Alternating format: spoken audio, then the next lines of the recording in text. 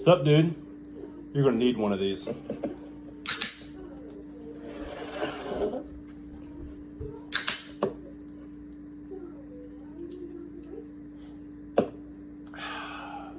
Cause it's time for Dudes After Dark. Let's go! What's up, everybody? We hit 100K. Thank you all so much. I'm ready for this. First of probably several of those tonight. Garage beer. Beer-flavored beer. There's rumors. They're going to be expanding again soon. You have to stay tuned here for that update. But hey, big one tonight. The 1/10 of 1 million show. We are live. We got segments. We got a hot dog eating contest. We got a little taste of sports. We got a little taste of comedy. We got a little taste of Major League eating. This is going to be the Dude Network in a nutshell over the next 2 hours. All kinds of awesome stuff here going on, but we're not going to waste a lot of time with just me. Again, thanks for Garage Beer help making this possible. But first, let's get to our co-host of the night and plus one. We got the full crew here tonight for this one. Absolutely freaking jacked for how this all goes here for us tonight. First, out of Turlock, California, the Californian that's been born again, the artichoke grilling, poncho sursterman eating, menthol ash flicking, just our COO. He's awesome. Johnsy. What's up, everybody? What's up, Johnsy? Love How to we have doing you on. tonight, Tony? This is gonna be a good one. It's been I'm real excited. good. Hey, my positive weekend started last night, man. You ain't nothing bringing me down after last night. I mean, smoke the big buck. Let's go. And, dude. Crazy. We'll probably talk about it. So we'll probably talk about it. But yeah, I'm sorry. I don't want to brag about it a lot, but I'm still on cloud 9 after last night's hunt. But bro, gorgeous. Before we get into that, we'll bring in the rest of the crew here tonight. Our main man out of Florence, South Carolina, our South Kakalaki segment soothsaying samurai of the Kakalaki of the Southern region, the creator of the Carolina Gold. He loves gold. And the downtown funky brown sauce. Damon, back porch barbecue kite. He loves gold. What's up, guys? What up? Hey, man, this is the one we've been waiting on. This is the one we waited a long time. We were chasing this 100,000 thing, think back in April. Yeah, early. We got a little after the first shopping video. We're like, all right, I think we need to set our goals for this. And we started out at 70, then we got to 80, then we got to 90, and then we got to 95, then we got 100. And guy's been with us since you had about 1,000 followers. Well, the OG of the Dude Network, one of the original guests that we ever had out of Alice, the great state of Texas. It should be its own country. Just ask him and everybody inside of it, except for those in Austin. There's some of those that they might not get on board with that ideology. But in this sector of Texas, they are all in. The home of football, where God is great, beer is good, and people are crazy. Nombre, shut up. There was a lot of facts in that intro. I appreciate that intro. Yeah, no, just trying to love on you, man. The only cool part about Austin is the Longhorns, and that's about it. That is not it. That is not it. Hook 'em. Gig 'em. SEC, here we come. Hey, y'all ain't ready for the SEC. Yeah, we are. Hey, the Longhorns. Yeah, they're beating up on Mike Gundy at Oklahoma State right now, man. Bro, we beat Bama, bro. Isn't Bama the SEC? All it's gonna be. Wait a minute. Yeah, you beat Bama the one year they have 6 losses. You guys are gonna hang your horns on. So you're gonna hang your horns on them. Oh, hey man, don't worry about us. I'm not actually. As a matter of fact, I'm not. Not even one not time. even remotely. I mean, there was a lot of passion in your statements. I don't know, man. I don't know. Yeah, I'm passionate about not caring about. I'm not worried. I'm passionate about not worrying about them. I'm so adamant. Hating. What? Horns You're down. hating. Horns down. Yeah, hating. You're hating like you hate the Polacks, like you said that one episode. Nah, hey, you're the one. You're the one that's burying all the Caucasian brands. I mean, not me, bro. Oh, My bad. God. That's Oh, your boy. funeral. And That's I mean- we're yours. back. All I was mentioning was the name of the meat market, So, Yeah. and I just saw your face drop, and then we had a 2-hour conversation about it. So I was like, "Oh, bad, my bad." But I mean, that's what they. Oh, We're all like, 7 okay. minutes in. It's like, yeah. Fuck Polacks. I didn't There, say the F there word. goes our monetization, There it everybody. is. I just wanted to get it out of the way early tonight because I figured we weren't going to get it. So now we don't have to worry about trying, So anybody else want to just make sure we don't get that tonight? You know what's funny? 2 of our best push shows last week were both yellow flags. So fuck it, Send it then. Fuck Send it. Yeah, fuck To it. the moon, Alice. to the moon. All right. Wait, I didn't know Oh, they rate man. their shows by flags colors. Yeah. Well, it is 2023. Everything is a little backwards. And Well, we ain't gonna raise the white flag. That's all I say. So, but hey, guys, our show tonight, we went all out It's time All to out. get it. for this one. I think, but this is kind of what we've always been wanting to do. We Mhm. finally had a really good excuse to do it. So I do see us doing more multiple guests, a little bit. They'll justify a longer show.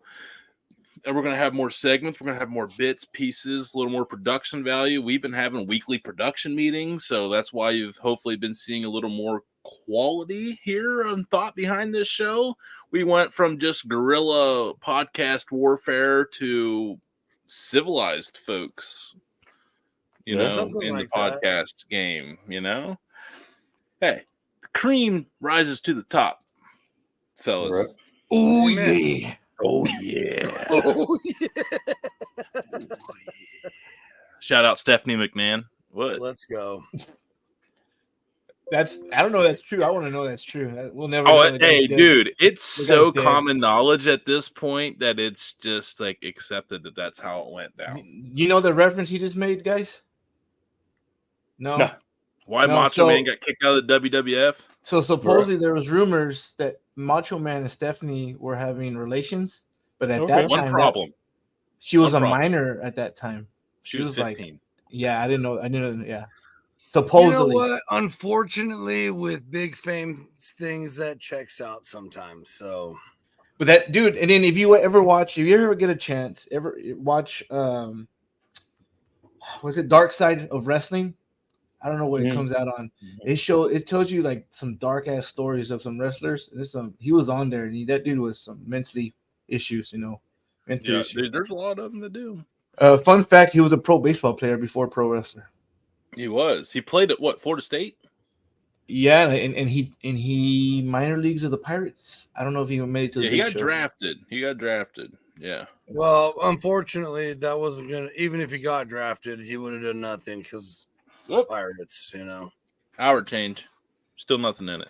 905.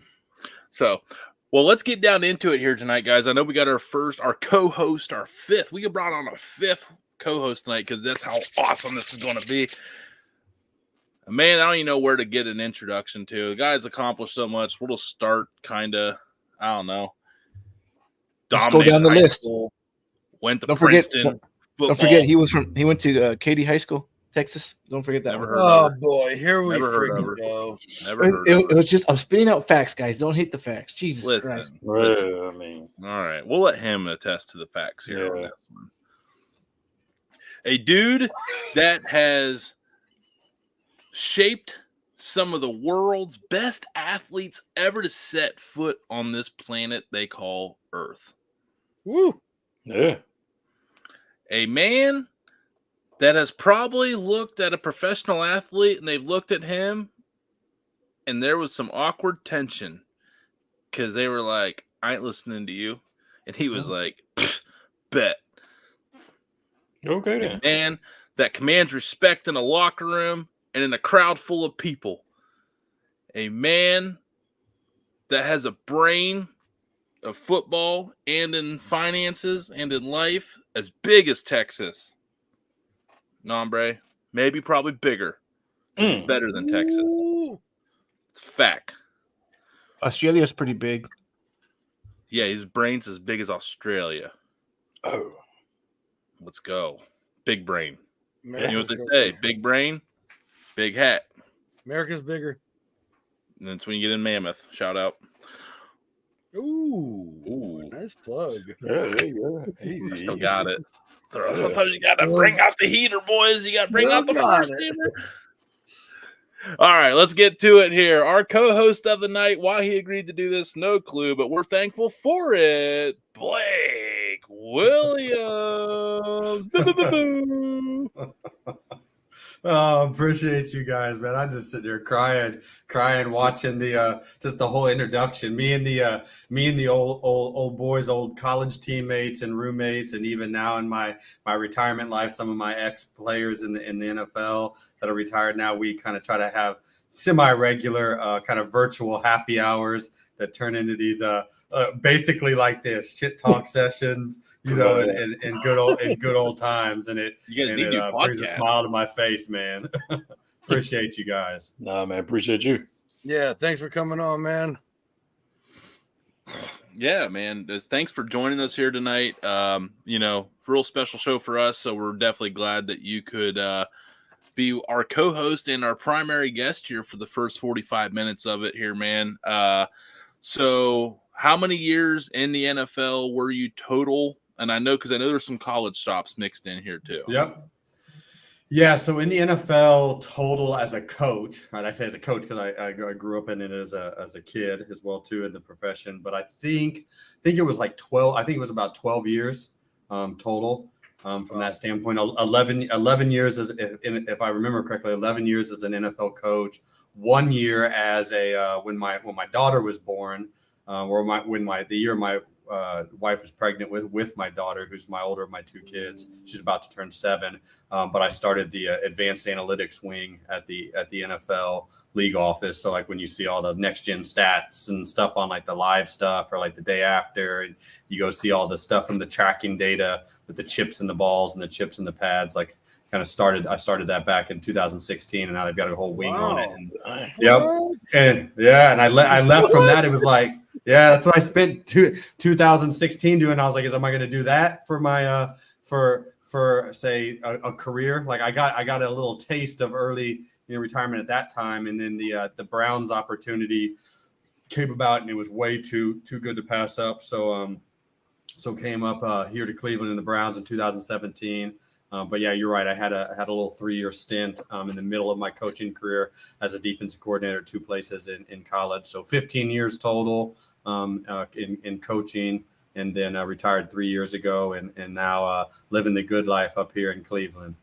There you go. You heard it here first. You Yeah. heard it here Good first. I line. mean, Good his line. words, not mine, guys. His words, not mine. I mean, that's What quarterbacks were there in your stint? I mean, there's like 20 of them. We're here at the Browns. Yeah. Well, how much time do we got? Yeah, how much time we got? The first year was obviously epic. I mean, that was Deshaun Kaiser and Cody Kessler, right? So that was Shout out, baby parrots. a miserable year. No, I mean, real talk, like no knock on them. They were put in an untenable situation. But then the next year, right, our backup that started the year for us was Tyrod Taylor, who's actually close to me. He was my baby brother. He was my baby brother's quarterback. Man, God bless his soul. He is so injury prone or accident prone. Poor guy. I know, a stud. Dude, but then one of my honestly, like, and I know like this can be polarizing here and there. Like all I can do is attest to from the entire recruiting scouting process to then physically being around the young man and coaching him and being around him. But also Baker Mayfield, and he's one of my all-time favorite. Yeah, he's one of my all-time favorite. I've been around. I tell people all the time. One of the top rookies I've ever been around. Even not just talking about rookies, talking about vets included. Baker is probably the top 5 all-time charismatic leaders, magnetic leaders, and he's just got a Pied Piper, he's just got a magnetism, to him as a leader. from that standpoint, just a person somebody people gravitate to. But yeah, His so Texas was showing, right, yeah. Blake? His Texas was showing. We had a fun little ride there the last half of Baker's rookie year when he took over as a starter and G-Dub took over as the head coach and I took over as the D coordinator. We had some fun there for a little bit. For all those referencing G-Dub is Greg Williams, longtime coach as well, of family relation, right? Of family. No, who's another electric factory too. Both you guys together are quite a scene. I love it. Love the shit talking. I mean, I just sit back and just crack open a garage beer and take it. I know we got lots of questions from everybody, and I'll do my best to direct the traffic here tonight since we got a lot of people in and out of this one. Johnsy, first, what you got here for Coach Blake?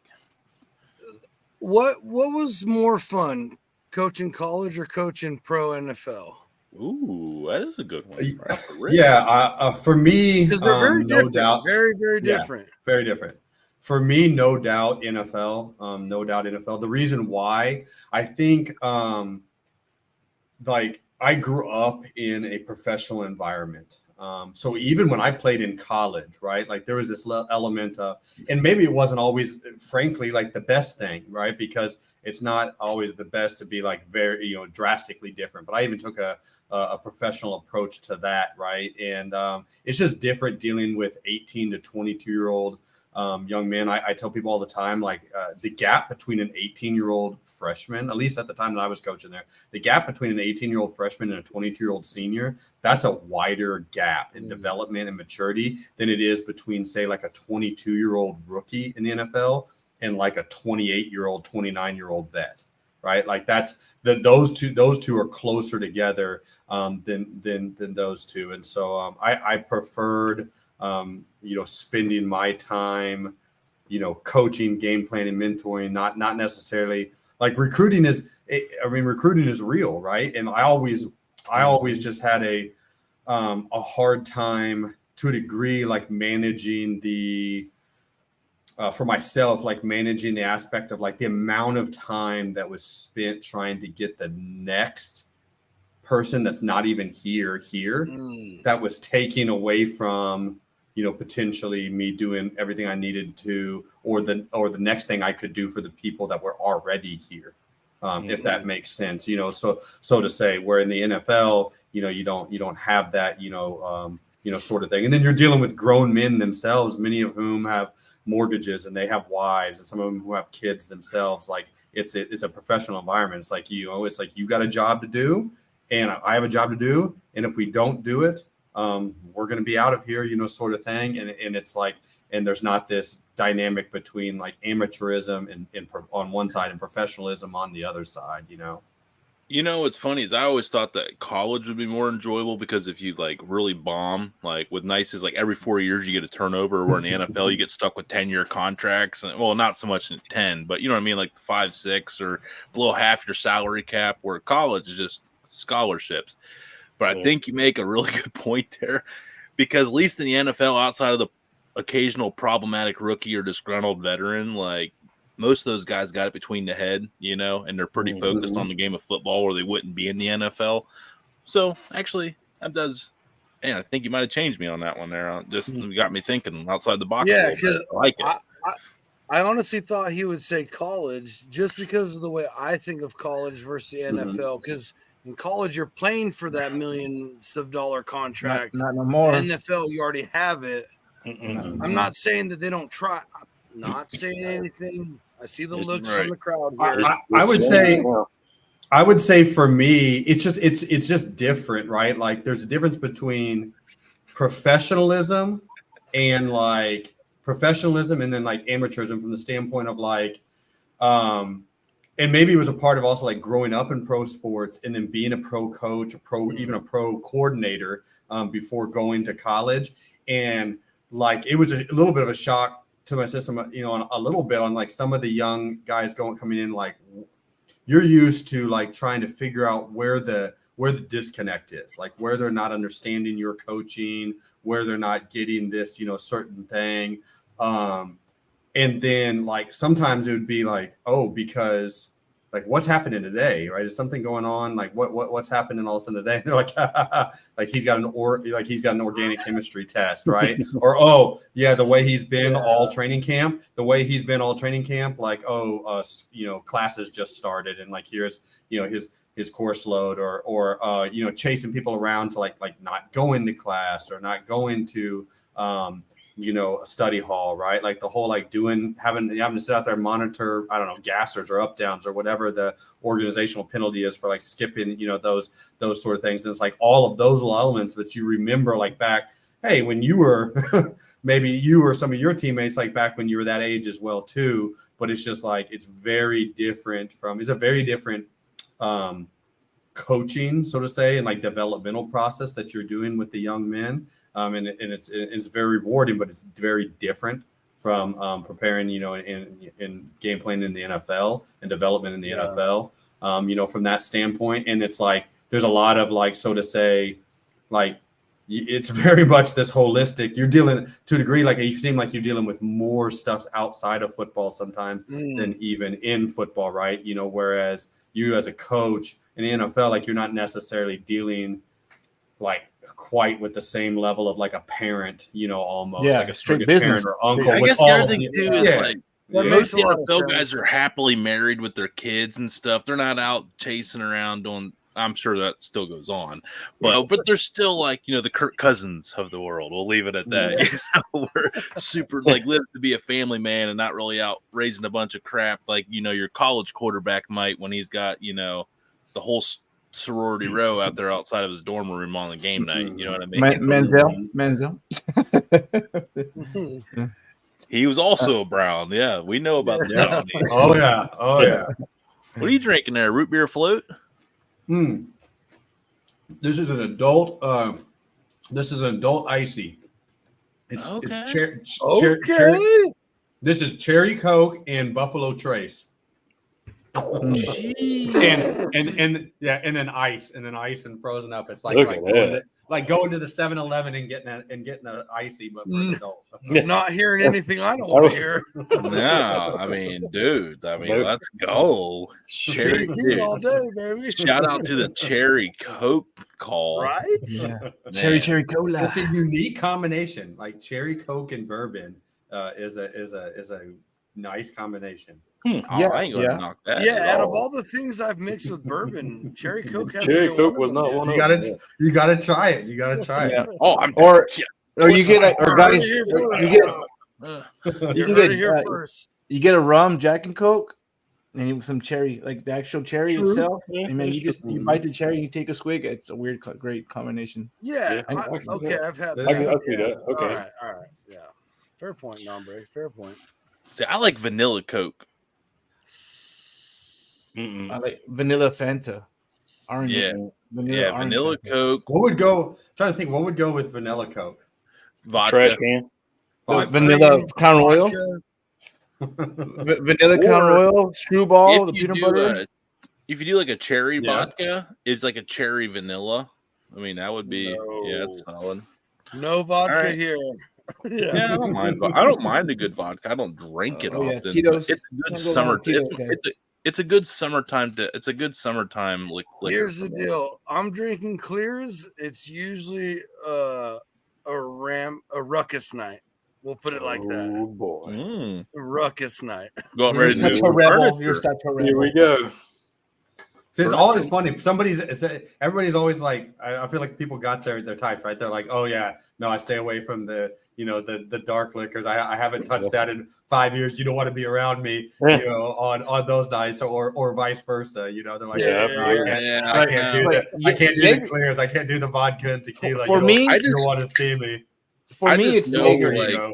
I just learned my limits. Jaeger's a no. Yeah, we did too many Jaeger bombs growing up. Yeah. I can't even touch. I can't smell it no more. My first drunk was Jaeger, so that's a no. Your first drunk's always your last drunk with what you got you drunk. I mean, that's my very first one that got me tanked was vodka. So, Damon, your first drunk. It was straight up Jaeger for sure. Nombre? Yeah, dude, I'm getting nauseous just thinking about it. Yeah, because I actually was so bad. I had the tap machine that you see in the bars. Oh, Clean at the house. Ooh. Jesus, man, you were dedicated. Yeah. To the craft. Blake, what was your first drunk? I'm a 0 to 60 kind of guy. You've seen me, Yeah. So it was you think you're invincible still, and whatnot. So it's like it was technically Everclear. All right, because Jesus. because Well, it was if there's one it you was, don't want to do again, it's that one. it was a big old huge Jungle like juice. It was jungle juice. Jungle it was the big juice. Oh my lord. juice. And an arm wrestling tournament broke out, and it was like losers. It was one of those. You know how it works. It's like losers gonna drink a thing of jungle juice. But then it's like, and then it becomes okay. The winners drinking a celebratory jungle juice, and then it's like doesn't matter whether you win or lose. Every round you're drinking. Everybody's getting some. My first jungle juice experience was a liquor luge down in Philippi, West Virginia, at Alderson Broadus. Rest in peace. Yeah. Yeah. I mean, I was a freshman, like 18-year-old. I can feel it right in here already. From the gravel dirt road of Dairyville, Ohio, man. I'm down there like first month doing a liquor luge with jungle juice, and I'm like, I love college. I've never seen a big block of ice before. This is crazy. We had some epic liquor luge parties and nights up in our dorm room at Princeton back in the day. Some epic ones, like we still talk about. Princeton, multiple runs, and you got people like on the block at the same time competing. Like it was one of those crazy nights. Like we had teammates like. I remember I had a teammate's mom and a teammate's grandma like doing liquor luge races against each other in a line about you woke up in a line about 100 deep coming out of that was the year we won the Ivy League championship, and about 100 people deep going out the dorm room in the liquor luge line, and we had some epic ones. I'm not gonna lie, you can't open a story with I had the mom and the grandma, and I was like, what? I was like, where's this one going? Yeah. I was like, he's like, speaking of which, funny story. They're actually Cleveland natives. They're all Cleveland natives. My boy that played with me, he and his family live over on the east side. He's a St. Ignatius guy. But yeah, so like surprise, right? That I decided to settle in Cleveland as my adult hometown. I'm not from here, right? I was just like, hey, I got with the vibe, Yeah, hey, we welcome everybody, man. It's a mix, it's a melting pot up there in Cleveland. No one's like actually from Cleveland. They're either from Cleveland that left and come back to visit, or they're a transplant that got a job in Cleveland out of college, or my personal favorite, I met my wife. In Cleveland? There's a lot of guys that's like, yeah, my wife's from Cleveland. Oh, I thought that's the end. You were saying you met your wife in Cleveland. No. That's a lot of stories where I'm like, hey, how'd you end up in Cleveland? Well, my wife's from Cleveland. And that's like it. And that's like that's the end of the discussion. David, what you got for Blake? Hey, we'll go with like one of the recent topics that's going on. Comparing like, because college football is going through this deal now where they're stealing calls. What you've been both ways of the ball, college and pro. What's your thoughts on going headset into college ball like they do in the NFL? That's the number one thing that I hope comes out of this, right? Is that right? This should have been happened a long time ago. Right. Like no joke. I mean, I've been around, and it's crazy to say, but like I've been around and seen. I'm trying to think now. 20 years ago, at least, and probably more than that. 24, 25 years ago, seeing Little League, like Pop Warner teams, right? Like major, Nombre, like down there in Texas, like some major Pop Warner teams I've seen with coaches in a press box, right? Like they're playing at a high school stadium, and they've got headsets, right? But like you don't have it in college, you have it in high schools, not all high schools, but some high schools. Obviously, you have it in the pros. It's like it's way past time.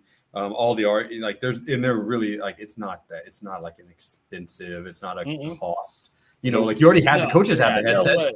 If you're even at Division III, like whatever it may be, NAIA, like the coaches have the headsets. It's a like it's a simple radio machine that's been around since the freaking 40s, right? In the, Right. in the NFL, if you go back and watch, like if you ever go back and watch, like when Paul Brown, like, you know, first put the radios in the players' helmets, like in the NFL back in the day, like where they didn't even have like, they had big old radio in there, but didn't even have like a full helmet full of padding, you know? Yeah. They're getting like their Yeah, head but it got had this, cracked. like, Autogram's yeah. head got cracked open from the speaker, you know. Had this Cold War era like looking radio up in there, you know. Yeah, for real. Like so the Red Baron here. I'm hoping that comes out of it. Honestly, I think, you know, as anything, I mean, they're making, in my opinion, making more out of it that it is, you know. Now there's rules are rules. Like if you go to like extreme lengths to subvert rules or certain things. But like, I know me personally, like I loved, like not to get off topic, but coming from NFL where I came from, like coming to college, it's all this it's no huddle and it's fast, but it's not that fast. Right. Like it's not that fast, especially when you're used to like, because the clock in between plays and like the kind of the play clock, so to say, is faster in the NFL than in the running clock and stuff like that than it is in college. You know, ball stops on a first down, all the stuff like that. Right. And so I loved it from the standpoint of like, there's only so many plays that you can run and so many plays that you can run out of a formation. Right. And then with some of the colleges where you're getting into these like, hey, we're going to get in this formation and we're going to run this type of play if they're in this type of defense, but we're going to run this type of play if they're in this type of defense. Right. Like you get in, you already think that going into the game, and then you can see through the first drive or two, like what the game plan is. You don't have these play sheets like an NFL play sheet. So I would love it because they're never huddling. And so I'm seeing them come up and line up with trips to the left or trips to the right and the running back, you know, the field or back or whatever. And I'm just sitting there watching. I'm not watching their coach necessarily on the sideline. I'm watching them line up, depth of the running back and stuff like that. I'm like, all right, this is what they're getting ready to run. And then I just like one hand signal the play in, right? You know what I mean? Like from that standpoint. And they check, and I know what they're checking to, and I check to this, you know, and we do that. And like we did a lot of that at Southeastern Louisiana, like dominated on doing certain things, you know, like that. And so it's like, it is what it is, but I hope it does get to the radios, into the helmet, like this whole like looking like Teletubbies over on the sideline with four coaches in different color hoodies doing or like it makes me think of like NSYNC, like back in the day, like they're doing like these like boy band like dances, you know, and it's just like it's insanity going on, you know. Like me as a defense coach on the other side, I'm like, this is the formation already lined up in, this is what they're doing, like let's run this, you know. Like, so here's a question for you, Blake, then a little conspiracy talk on the Harbaugh situation. Do you feel that they're throwing the book at Harbaugh for him kind of spurning publicly the NCAA earlier in the season for the first set of allegations he went through? Do you think they're just zeroing in on him now because he pissed them off? I think I do think there's an element of that for sure, because retaliation.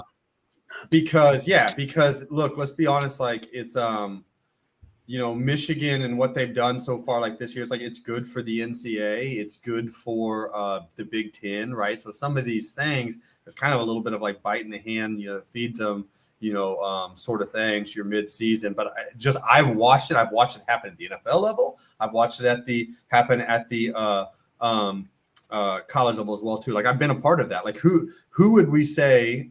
And I may be throwing you guys on the spot, but if you had to think off the top of your head, like who are maybe the two head coaches in the NFL, like that the perception maybe at least out there, and the perception is true, but the perception that the NFL may have it out for the most. Like, who do you think? What do you think? The ex-Dolphins coach.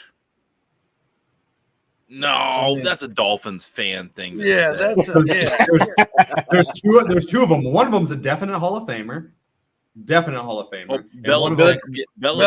That's what I was going to say. And then one of them's probably a Hall of Famer coaching on his second team. McCarthy? No, second team. Out in Denver. Sean Payne. Yeah. You're familiar with Sean. And to a degree, like neither of those two bow and kiss the ring, and have been, you know, they're vociferous about that, you know, and so I've always kind of had a little bit of that. You call it whatever, pettiness or whatever. But all I know is I've seen it happen. It does feel a little bit like that. Harbaugh is 100% that cut from that same cloth. Like he's not gonna kiss the ring. He's not gonna bow. He says all the time, like he'll put the bullet, he'll say on the bulletproof vest, like he's been saying, like, hey, like direct the negativity towards me. Don't direct it towards these kids and whatnot. He's that type. Mike Gundy, I'm a man. Yeah. I'm 40. But yeah, I think it's a little bit. I do think it's a little bit that nature. Okay. Yeah, I know. I got another. We'll go around the wagon here. Johnsy in between drags of his Newport up there. What you got? Exhale. If you could go back to the NFL, what team would you want to coach right now? Dolphins. No, come on, Nombre, cut it out. And why is it the Chargers? Well, if they want to beat a winning team, they'll get Blake on there because right now they suck against good teams. Nombre. I would say, and this is straight real talk, and I've said this before. Like I'm retired. I'm good. I've got my multiple businesses I run now. Probably it's not just, honestly, I will tell you this truth. It's not only because I'm in Cleveland, but probably the only one that at this time that could get me out of it right now is Cleveland. And that is the way they're structured. Brownies. Yeah, that's the way they're structured. That's the way they're built. I've known Jim Schwartz since I was 8 years old. Right, like he started as a quality control coach for my father, and then got moved up to a defensive or a linebacker coach for my father. And then when my father got his first head coaching job, they promoted him to defensive coordinator, replaced my father at the Titans. Right, and so that's that same scheme and system. All those people, the people in the front office, like the Andrew Berries, the Paul DePodestas of the world, all those people, I know. Very well the ownership. Kevin Stefanski and Andrew Berry and I all played against each other in college. Andrew was at Harvard and Kevin was at Penn, and I was at Princeton, but we were all defensive backs playing. We were all DBs playing in the Ivy League at the same time against each other. Who was the best? Cool. Who was the best? I mean, come on now. Go. I will say this: all three of us won an Ivy League championship at some point in time during our careers, and that was very. Those were when I was playing, at least, like those were the three dominant teams: were Harvard, Penn, and Princeton. Yep. Are Princeton rivalry, like Ivy League rivalries, like hardcore? Like, I don't know much about. I know that they're the oldest, some of the oldest rivalries in all of college football. Mm-hmm. Like Harvard Yale is like the original college football game. So how are those rivalries? Princeton Rutgers, not to correct you. It is Rutgers. That's my bad. Princeton did invent the game. Princeton, that's right. Hey, you got me. I got one on you too. So I got one for you here in a minute. We're gonna test your knowledge here in a second too. Okay. But no. Okay. So back. Okay. So, other than Tony's an idiot. What? There goes TikTok. I want TikTok. I think we lost TikTok. I think we're back. So, describe the rivalries of Ivy League football? They were big time rivalries, right? So like there's 4 colonial colleges. One of them is not Ivy League, but the four colonial colleges that predate the Revolutionary War were Princeton, Harvard, Yale, and William and Mary. Princeton obviously started football, invented the game, and played the first game in 1869 against Rutgers down the street. And it's had even in war times, right? Princeton has had an unbroken football team. They've had a football program without missing a year. I guess the COVID year, so to say, but they still had the team in effect. But from 1869 to now 2023, but those rivalries were legit. And we would get. Not at Princeton because our stadium is only like 30,000, a little over like 31,000 fans and whatnot. But we would get, especially when it would be for the Ivy League championship game or whatnot. We would play in front of 80, 90,000 fans, at Yale or at Harvard, right? So Yale and Harvard have old school original stadiums. And actually, I'll give you a little knowledge on this. So Harvard Stadium, it was built on the blueprints of the Roman Colosseum. Okay. Right. So they built that like that. And this is how the NCAA came to be. We were talking about the NCAA before, right? So this would have been like World War I era. Let's say like, Woodrow Wilson, who was a Princeton grad, president. There was a lot of, you got these Ivy League kind of like trust fund, kids. So to say that were like dying, like literally dying or getting maimed and stuff like that, playing college football up here in the Ivies. And so they met at the White House, the president of Harvard, Princeton, and Yale, and the president of the United States, and some of his advisors met at the White House, and they were trying to figure out how can we make this game safer? How can we do it? At that point in time, there was not even there wasn't a standardized even field size, right? Like it was crazy, right? Like the forward pass wasn't legal, right? And even when they started making the forward pass legal, there was still all sorts of rules. Like you couldn't throw, even once the forward pass became legal, you couldn't throw a touchdown pass. Like in the field of play, you could. Oh, wow. But like if you threw a completed pass into your own end zone, it would be a touchback. And whatnot for the other team. And so it's all these weird rules. So one of the things that they came out of that was like this. They were talking about like expanding the field and making the field bigger, like more like a Canadian football field. And Harvard was like, no, we've got this beautiful, huge now, like built on the Roman Colosseum, expensive stadium that's all like just being finished, construction. Right. And so that weird, if you think about it, 120 yards long, 53 1/3 yards wide field. Right, 120 yards long when you include the 10-yard end zones. Yeah. That was the max size field that could fit in Harvard Stadium. So all of a sudden, out of that meeting, we standardized the football field for the first time because they're like, all right, and then also out of that meeting, the forward pass. They're like, we got to figure out how to spread the game out a little bit more, make it less like kind of this rugby like. So the forward pass became legal, and that meeting became the first meeting of the NCAA. They kind of made a governing body, like, hey, we're going to meet again in X amount of months, and they kind of made a governing body to govern that and those rules in football and in all college sports as it got bigger, and that became the NCAA. Nice. Yeah. Man, Great, crazy stuff. Harvard. So I know. they're the reasons I hated the Miami drill. Bunch of bullshit. Exactly. Yeah. I don't know if anybody knows the Miami drill. That one sucked. That was my least favorite. It was really cool playing at Harvard though, because especially after I was playing, from 03 to 07, right? And so I want to say it was about 99, 2000 when the movie The Gladiator with Russell Crowe came out. Oh yeah.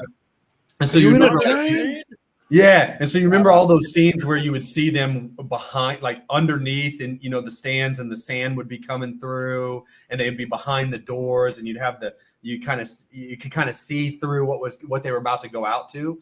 Well, when you're the opposing team at Harvard, because the locker room is like a walk, it's a hike, like it's another building, like it's not connected to the stadium, it's a hike. So you actually go underneath the stands, like into the stands, like there's like dirt, like rats, whatever stuff like that, and you go into this little big, it's a concrete room, but underneath the stands. And so you're literally you're in this Roman Coliseum, you have all these people, they're loud, they're stomping, you're kind of there. And for me, it always felt like that same thing when we were coming back out at halftime, right? Because that's the only time you would go in there is at halftime. But when you're coming back out at halftime, I'd always in my mind, be like, with some of my boys, I'm like, this is like Russell Crowe. This is this is like the Gladiator. This is awesome. Hell yeah. I mean, that does sound pretty badass. We got 4 minutes until our first timeout, correct? Yep. We got 4. Wait, no, sorry, we got 6. I was about to say. 6. Yeah, 6 minutes. So, Blake, you're out of coaching now. We got to give you some time here to talk about what you got going on now, man. You got so much stuff going on. You've obviously pivoted from the NFL, college coaching, football coaching in general. Why don't you take a few minutes here to talk about what you're getting into now, and people watching can figure out how they can find you and what you're up to these days. Yeah, thank you, brother. One of the big things I'm doing is I've got a big private wealth management firm here in Cleveland called Lakefront Capital. that I run, with my partners. Obviously, my segment of the business, I heavily deal in the sports world, sports and tech world, both individuals, but then like businesses as clients as well too, and then endowments, both like for profit and non for profit, and just whatever is needed, right? It's like it's financial planning, it's financial coaching, investing, the whole thing from that standpoint, and then also now, where I originally met Tony, in y'all's world now, the podcast, sports talk, TV show world now. I've joined Big Play Media, and have got my father and I, started our own kind of national syndicate sports talk TV show and podcast. Let's go. Called the Come Get Some Show. That was always like our tagline everywhere we went, right? Like we broke every single meeting, with that Come Get Some, and the Come Get Some was like our rallying cry, so to say. It was our mentality. It was that it's about us, not about them, sort of mentality, that playing offense on defense, that we got from him. And my father learned from Buddy Ryan, right, who he coached under, growing up in the Actually, I didn't know that was his. I didn't know that was his. Yeah. name. Yeah. So that's that whole mentality. Freaking legacy, man. Yeah. That whole mentality. And so doing that, loving that. And then chasing my kids around, coaching a little bit of Little League, and doing a little bit of everything. I love it, man. Good for you, man. Speaking of that, we actually have a play call here for you, Coach. We got one here for you. You guys ready? Yeah. Johnsy, Damon, I Nombre. guess so. All right, let's do We're it. gonna run it. Let's run it. All right. It's third. What's the play, Coach? What's the play? Hey, it's 4th and goal, guys. It's 4th and goal. We're going for the win. There's 2 seconds left on this clock, and this is the last play of the game. You ready? Yeah. All right. We're going strong over cover 1 Mike Spy AB cross. Ready? Come get some, bitch. Let's go. That was for you. I love it. Whose play is it? Who drew it up? Whose playbook did it come from? You. Fucking, I'm a genius, dude. No. Podcasting wasn't my call. I just let you guys, run it so you felt smart about the game. You didn't want me coming around. I mean, you can't have some dumb hick from Tuscarawas County, Ohio, down here showing you guys that strong over cover 1 Mike Spy AB cross. There was actually attempted logic in this. I don't know what strong over was, but I know it's cover 1 and a Mike Spy, because that's your middle. That's the jock on Lamar on Sunday. He's going to be our QB spy. An AB cross, that's going to be Dalvin Tomlinson, and the other guy shooting the gaps, doing a little stunt in the inner defensive line there. That's what's going to happen. No doubt. We would call that. That would be Hot Tom Red 51 Spy. Ooh, close enough. There you go. So the strong over front would be our hot front. The Tom game would be the AB cross, the TT game inside. And Red 51 Spy is the coverage. Got it. Yeah. Well, don't give all the way the secrets. Jim Schwartz is doomed. He just gave away Jim Schwartz's play. Brown's losing by 60 now. We don't have a chance. We just gave up Schwartz's game plan. So we still got 2 minutes. Sorry, I'm just really keeping track on this. I'm trying to keep it structured tonight. Last couple, we got 1 minute here. What real quick before we Nombre, what you got? Man, what's your opinion on primetime coach? Ooh. Coach Prime? Yeah, I had that Is loaded up, but they forgot about me. Are you asking if you're going to is it going to make it, or is it just he? No, what's your opinion on him? Okay, he took advantage of the portal, which is him in the South Texas Bobcats took advantage of the portal, and they're the first 2 coaches to do that. Yeah, I'm personally I've always been a fan of Dion's and Coach Prime. I hope he gets it turned around up there. As you see even with like Mike McDaniel down in the Dolphins, anytime you do it differently, you're going to have a little bit of a pushback, from any sort of old guard. I'm all for doing it the way you believe. I think he genuinely cares about the young men, and he's running it though. He's running it like an NFL team, so to say, like a professional team, where we don't have this, multi-year rebuild. Like we've got these things at our advantage, right, from the NIL and the prime in the transfer portal, and we're going to leverage it and we're going to use it, right? And as you know, I mean, if it doesn't work out, everybody's going to point to all those things because of it. And there's a lot of teams out there who don't win, you know what I mean, and whatnot. And if it does, you know, it'll be interesting to see, like anything, and it does in a big way. Everybody all the naysayers start to follow suit. Isn't that how it always works, right? Yeah, it's right. It's a copycat sort of thing, you know. That's and how it everybody is. will follow suit, you know. But I'm a big fan of his. Yeah. Hell yeah! All right, Yeah, all right.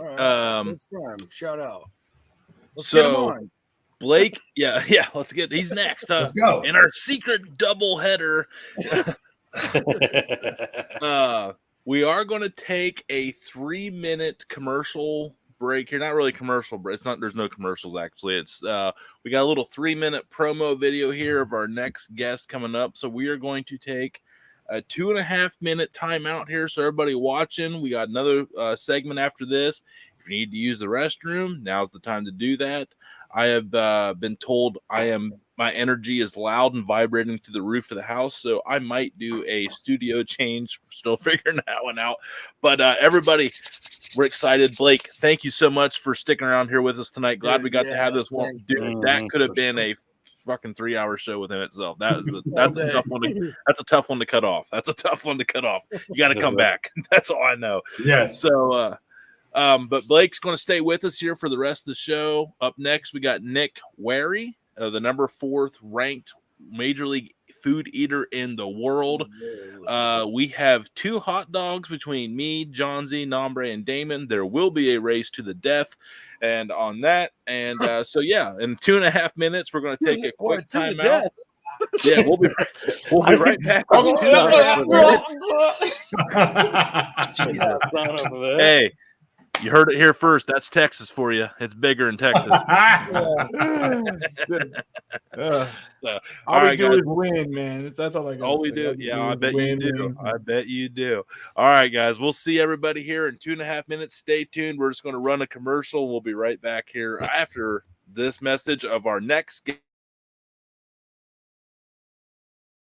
A fine line between anxiety and excitement, and it's so fine that you start believing your excitement is anxiety. Do you think that you want to back away from it truly, or do you think that you're so fucking excited because you're gonna win, but you can't look at everybody and go, hey, guess what, everybody, I'm about to fucking win?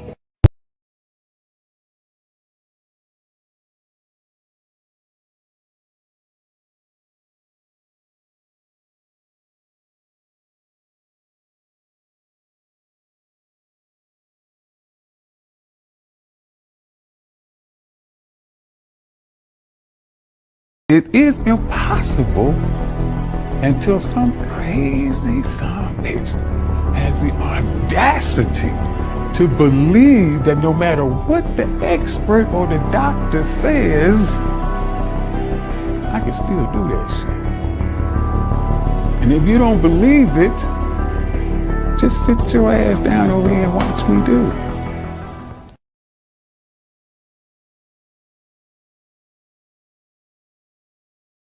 With one of the greatest spectacles in all of sport. I mean, to each their own. I mean, was he, of all the Spider-Men, how does he rank? Does it matter? Spider-Man is such a weak superhero, but obviously last. Keep an eye on Nick. This man, he's entering ketosis as we watch him now. He really puts in the effort. He's fully immersed in the work. Rank number 4. Let me hear it for Nick Wehry.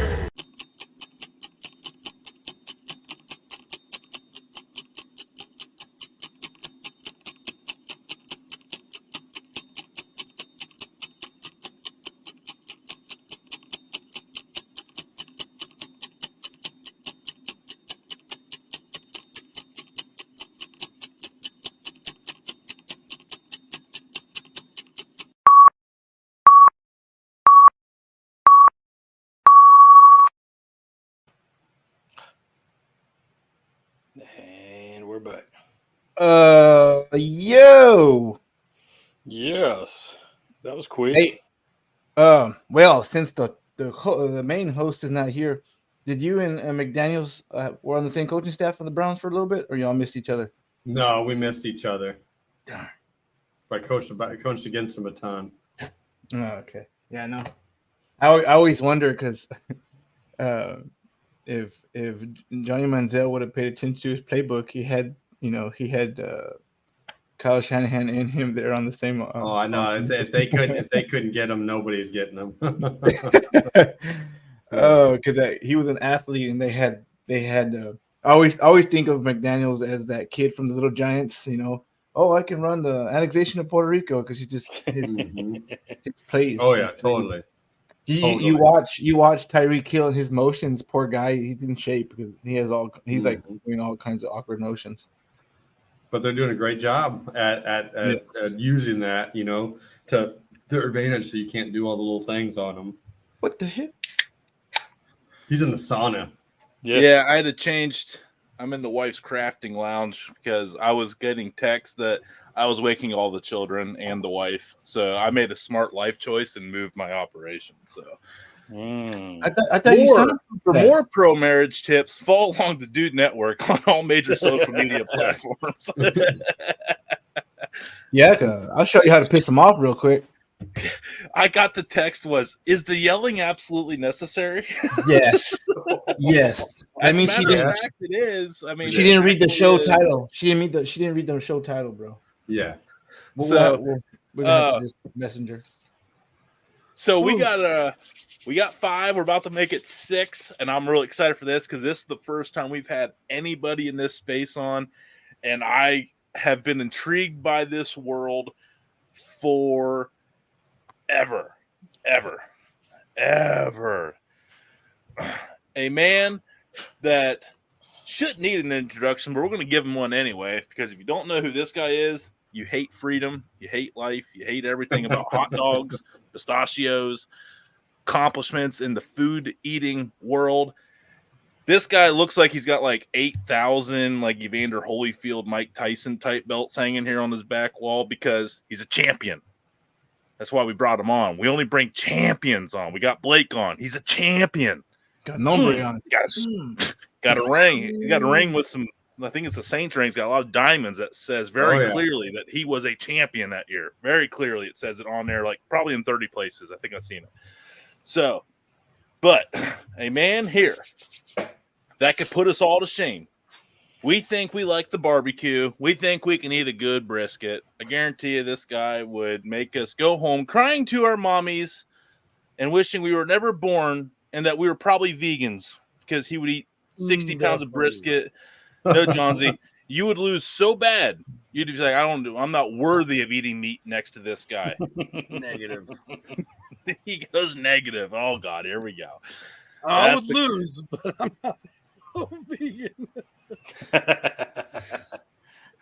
A man that is ranked 4th in the world, but first in Major League eating body fat percentage. A man that is absolutely yoked and could probably do 8,000 push-ups right now after drinking 6 of those frozen adult cocktails that Blake Williams is drinking down there.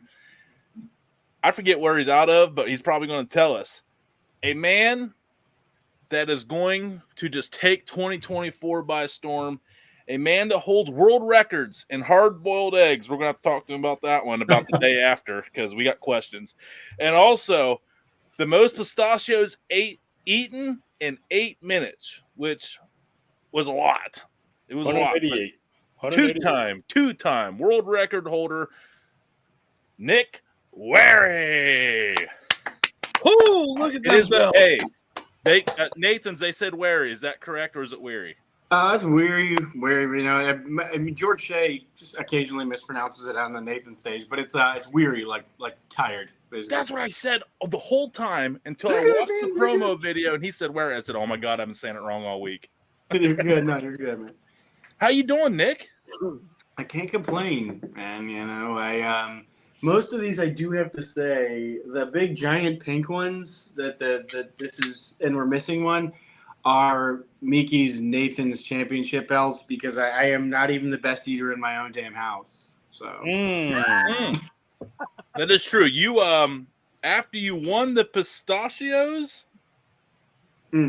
You proposed to your eggs. After I won eggs, yeah. I got down on one knee. After I ate 50 hard-boiled eggs in 3 minutes and 6 seconds, I got down and proposed because what could possibly be more romantic than shoveling 300 grams of protein down your face?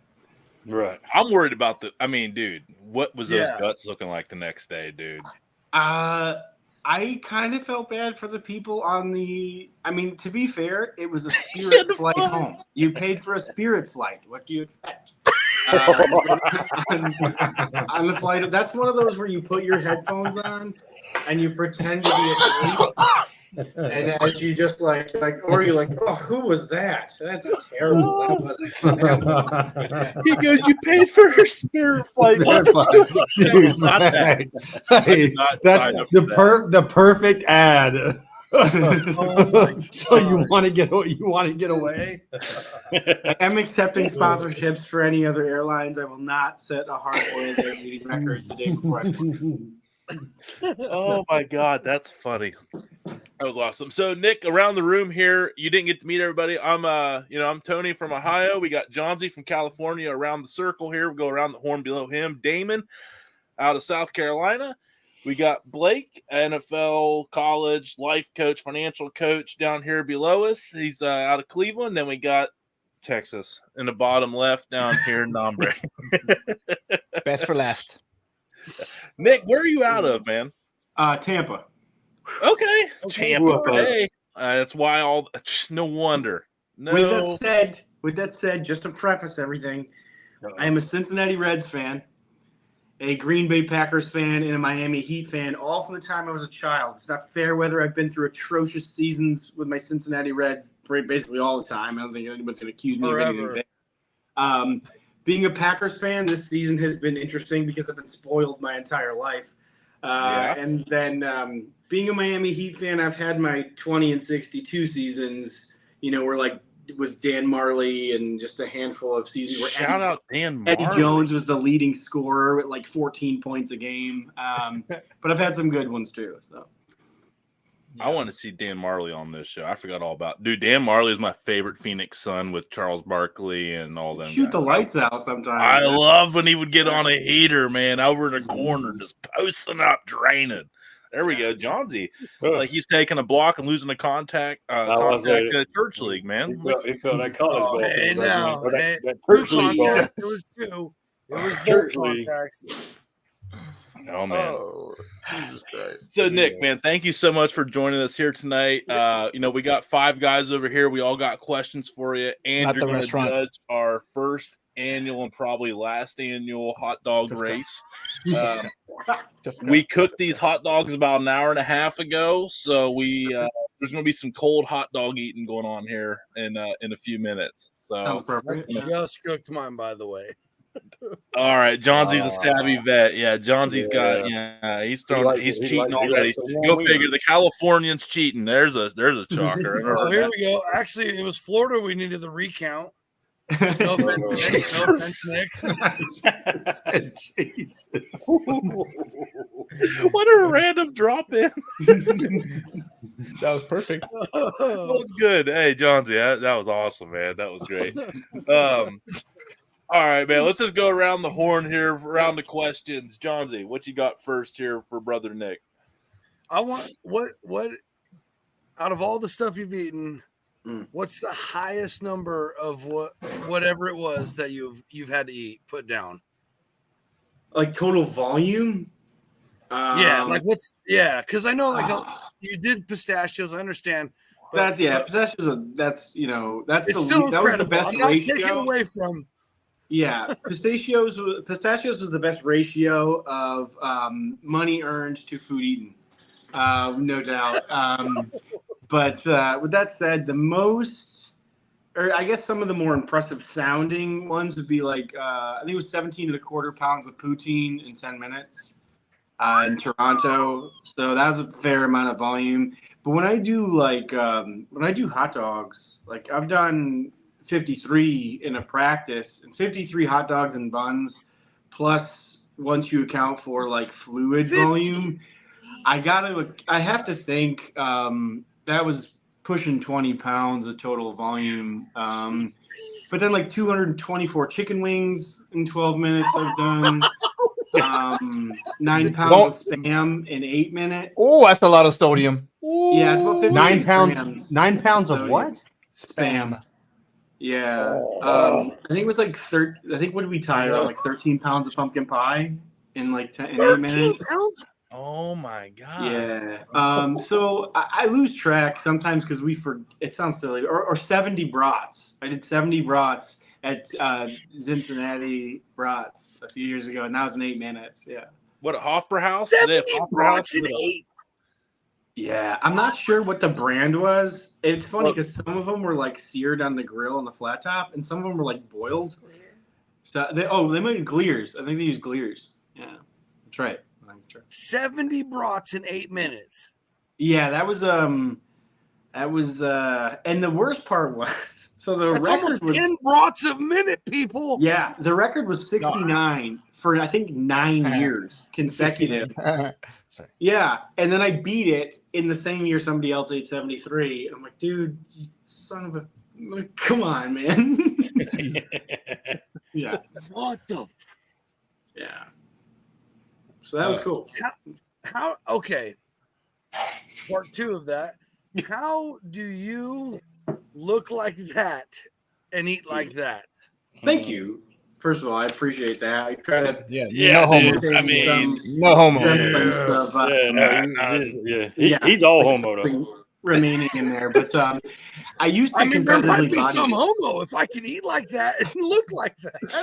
I used to competitively bodybuild for like about 10, 11 years, and this is kind of like the leftovers from the from doing that for like 10 11 years. Everything was psychotically regimented to the gram. How I trained, the food I ate, everything. My days were built around that and being dad, and that's like it. That's all I was focused on. And so then when I started doing competitive eating, I still love to train.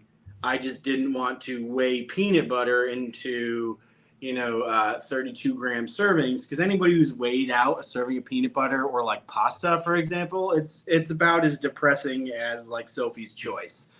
So I wouldn't recommend doing 100%. Don't weigh out your food.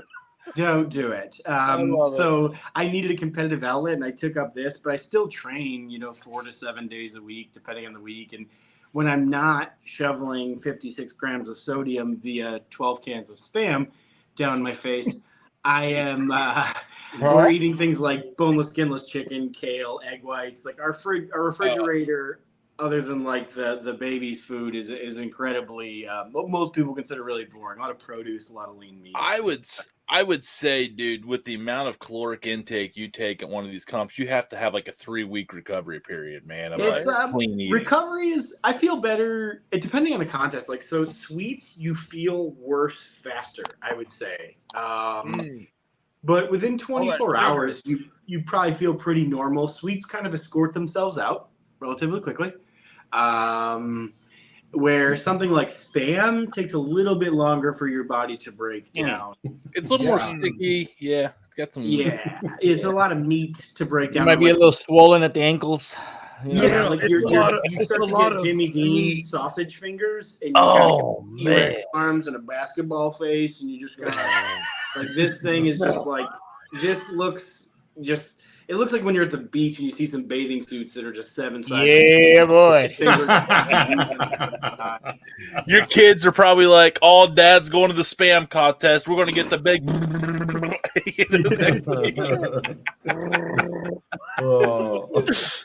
Damon, what you got here for Nick?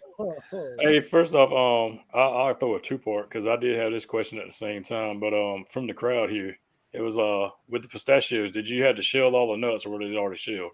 No, we had to shell them. So I think that helped, is like the numbness in my hands from years of lifting, and that combined with like a little bit of like Sega Genesis and PlayStation. Yes. I was like, oh man. I think the lack of feeling and the dexterity was the perfect storm for me to win the contest. He said Sega. We're so old. Yeah, Hey, playing Sonic and Knuckles for on life. Sega Genesis. Yeah. Sega was like my first, like, we were like poor. So we went from Nintendo to Sega, and that was the last thing we got till PS2. We played Sega hard all the way through school. Damon, what you got? But yeah. So being from the South, we eat. I say we. There's several people that eat moon pies. I see you eat like what 46 moon pies in 8 minutes. 46. Yeah, that number was a little weak. So that's a lot of marshmallow. It was, man. That number was a little weak, to be honest with you. I'd like to get another crack at that. I think I could probably get like 60, 65 of those bad boys down now. I'll still run.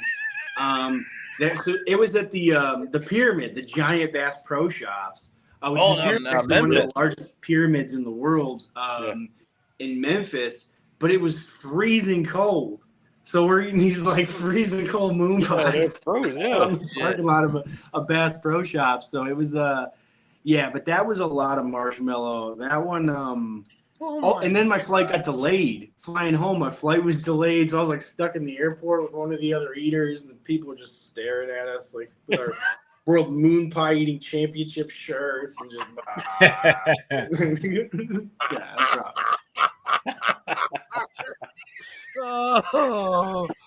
No guts, no glory. Yeah, right.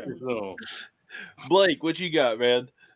Man, this is fascinating stuff. Like I'm thinking about all these things. I feel like I've never thought of before. Like one of the things, honestly, with you, Nick, is like I've never sat there and thought about like the conjunction between bodybuilding and training, right? And the amount of like sheer amount of macros like you have to take into and how you have to eat and eat around the clock and that whole sort of thing. And then like food eating competitions. So I want to like know a little bit about that. And it's like, what came first? Was it the bodybuilding lifestyle in the regimented eating that you could take so much more calories in when you're doing that? Like, was it that came first, and then somehow, some way, you just fell into eating contest? Like, how did that transition happen? Like, and what came first?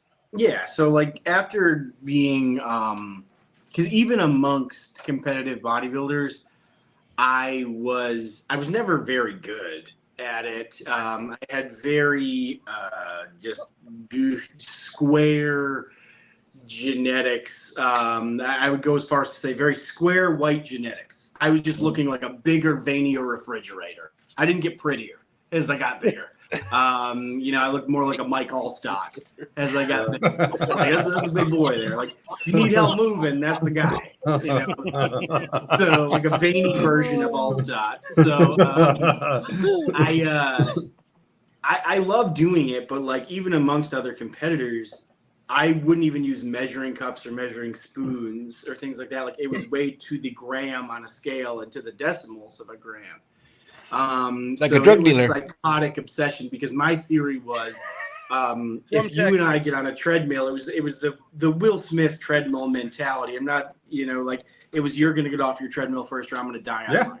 Will Smith, totally the cool Will Smith, the one I got bitch slapped. Which one? Yeah, no, the cool one. It was the cool one. Does that matter? Yeah, exactly. Not the one who's like, oh, I'm supposed to defend you. Okay, now. So it was psychotic obsession, and then it was going from like 165 skinny fat pounds graduating high school, pushing my weight up to like 240 reasonably lean pounds. As a combination of 10,000 different things of everything bodybuilding entails. And I mean, everything bodybuilding entails, and trying to beat guys who probably were like, because you get into bodybuilding and you really quickly realize this is a genetic contest. Obviously there's an immense amount of work and it's not taking anything away, but like we all knew the kid in 6th grade who had like chest hair and like a shredded 6-pack and just like bulging. And you're like, oh, okay, I don't want to change gym class anymore. I'm just going to go into the corner,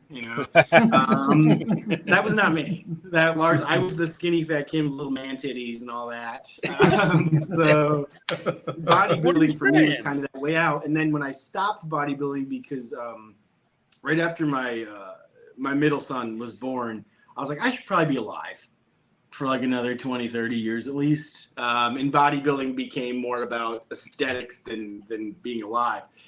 And so I was like, I should take a step back, and I needed a competitive outlet. So of course the natural transition would be shoveling hot dogs down your face. Yeah, I mean, that's where my math would immediately go, but that's just my unbiased. Duh. Yeah. So really, I had a buddy of mine was like, he saw my appetite, because the problem was when I was no longer shoveling copious amounts of broccoli and rice and chicken and tilapia and stuff like that down my face, the mechanoreceptors in the space in my stomach had expanded to fit those things. And so now it was like, well, I'm going to go to Wendy's and get 7 sandwiches and 3 Frosties and a few fries and just shovel those down my face. And my buddy's like, you should do a punch key eating contest, which are like Polish jelly donuts around Fat Tuesday. I said no. But he's like, dude, you can win money, and they're raising money for charity, and you get free donuts. I'm like, sign me up. That's a Sign me up. deal. Like, and so I went and I won handily. Yeah, and once I won, and I realized like I actually have some talent at this. This isn't like baseball, which I loved, or bodybuilding, which I still love to this day. I'm good at this. Like, this is kind of a refreshing thing. Like, and I can make money, not spend money, and I get to travel and eat cool foods and experience culture through food. And I remember calling my buddy after I won that first contest, and I'm like, I'm gonna do the Nathan's hot dog eating contest. Like, I'm gonna try to win that. He's like, dude, can't you ever just do something for fun? Like, no. You just be fun with Polish donuts and no. I need to be. Or I need to at least try to be the best in the world at it, or as good as I can be. And to me, it's like, I'll get people who are like, oh, well, don't you just compete to be better than yourself? No, F that noise, dude. I practice to be better than myself. Like, I sounds like a loser. To beat everyone on that stage, whether it's my wife, or Joey Chestnut, or my grandmother, or it doesn't matter who's up there. I am there to beat you. We can be friends afterwards. We can be friends before, but I'm not there to beat myself. The people who are there who saying, well, I was just happy to participate and compete and be better than myself are the losers that get 7th place in the Magenta participation trophy. Preach. Into rockers. Preach. Sorry for the rant. No. We need more of that shit. I love it. We're that shit. That's what I want. Yeah, we're kindred spirits in that, Nick. Like you said, that sounded like one of my meetings. You know, I'm about to get like trust me, I spent my life trying to coach that into some genetic freaks, and so what I always used to say is I want people who can just do, right? Like I want people who can just do, people who impose their will, and all those things, and just need me to point them in the right direction, so to say. And you're always looking for those people, man. Big ups. Thank you, man. I think it's harder. I think it's even harder too sometimes with genetic anomalies, because even in what I do, as absurd and crazy as it is, you can imagine there are people with better genetic predisposals. Maybe it's because they have a longer torso. Maybe it's because they're 6'8". Maybe it's because they have a shorter neck and wider jowls, whatever the case may be. But I think when anything comes, quote, naturally to people, it's even harder for them to recognize, because the reward isn't there from doing the work.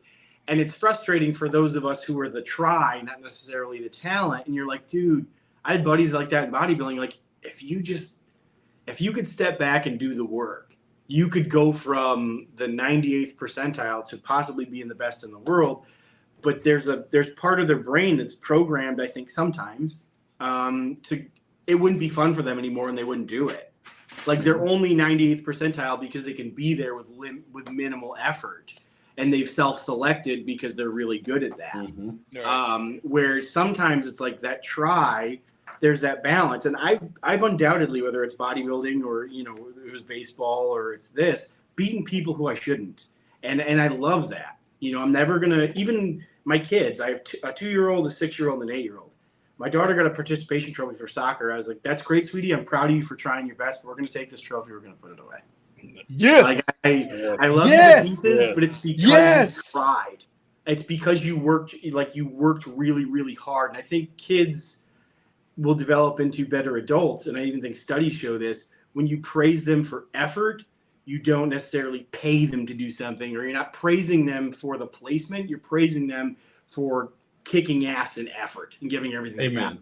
Amen. And not outcome also, right? Right. Yeah. Because Like, that becomes yeah. dangerous, because then it's like, well, if you lose, you're going to get like, all due respect to Ronda Rousey, I think she would be the first one to tell you she never learned how to lose, because she was praised for outcome because she was such a damn winner that when Holly Holm took her out to the woodshed, I called it. She didn't know what to do, and she literally went into like a 2-year-long depression. Yeah. Like, no, she became a blows. champion in WWE. Yeah, but it's like, like Nikki and I'll tell you, my wife and I'll tell you, like, we both hate to lose more than we even like bro. to win.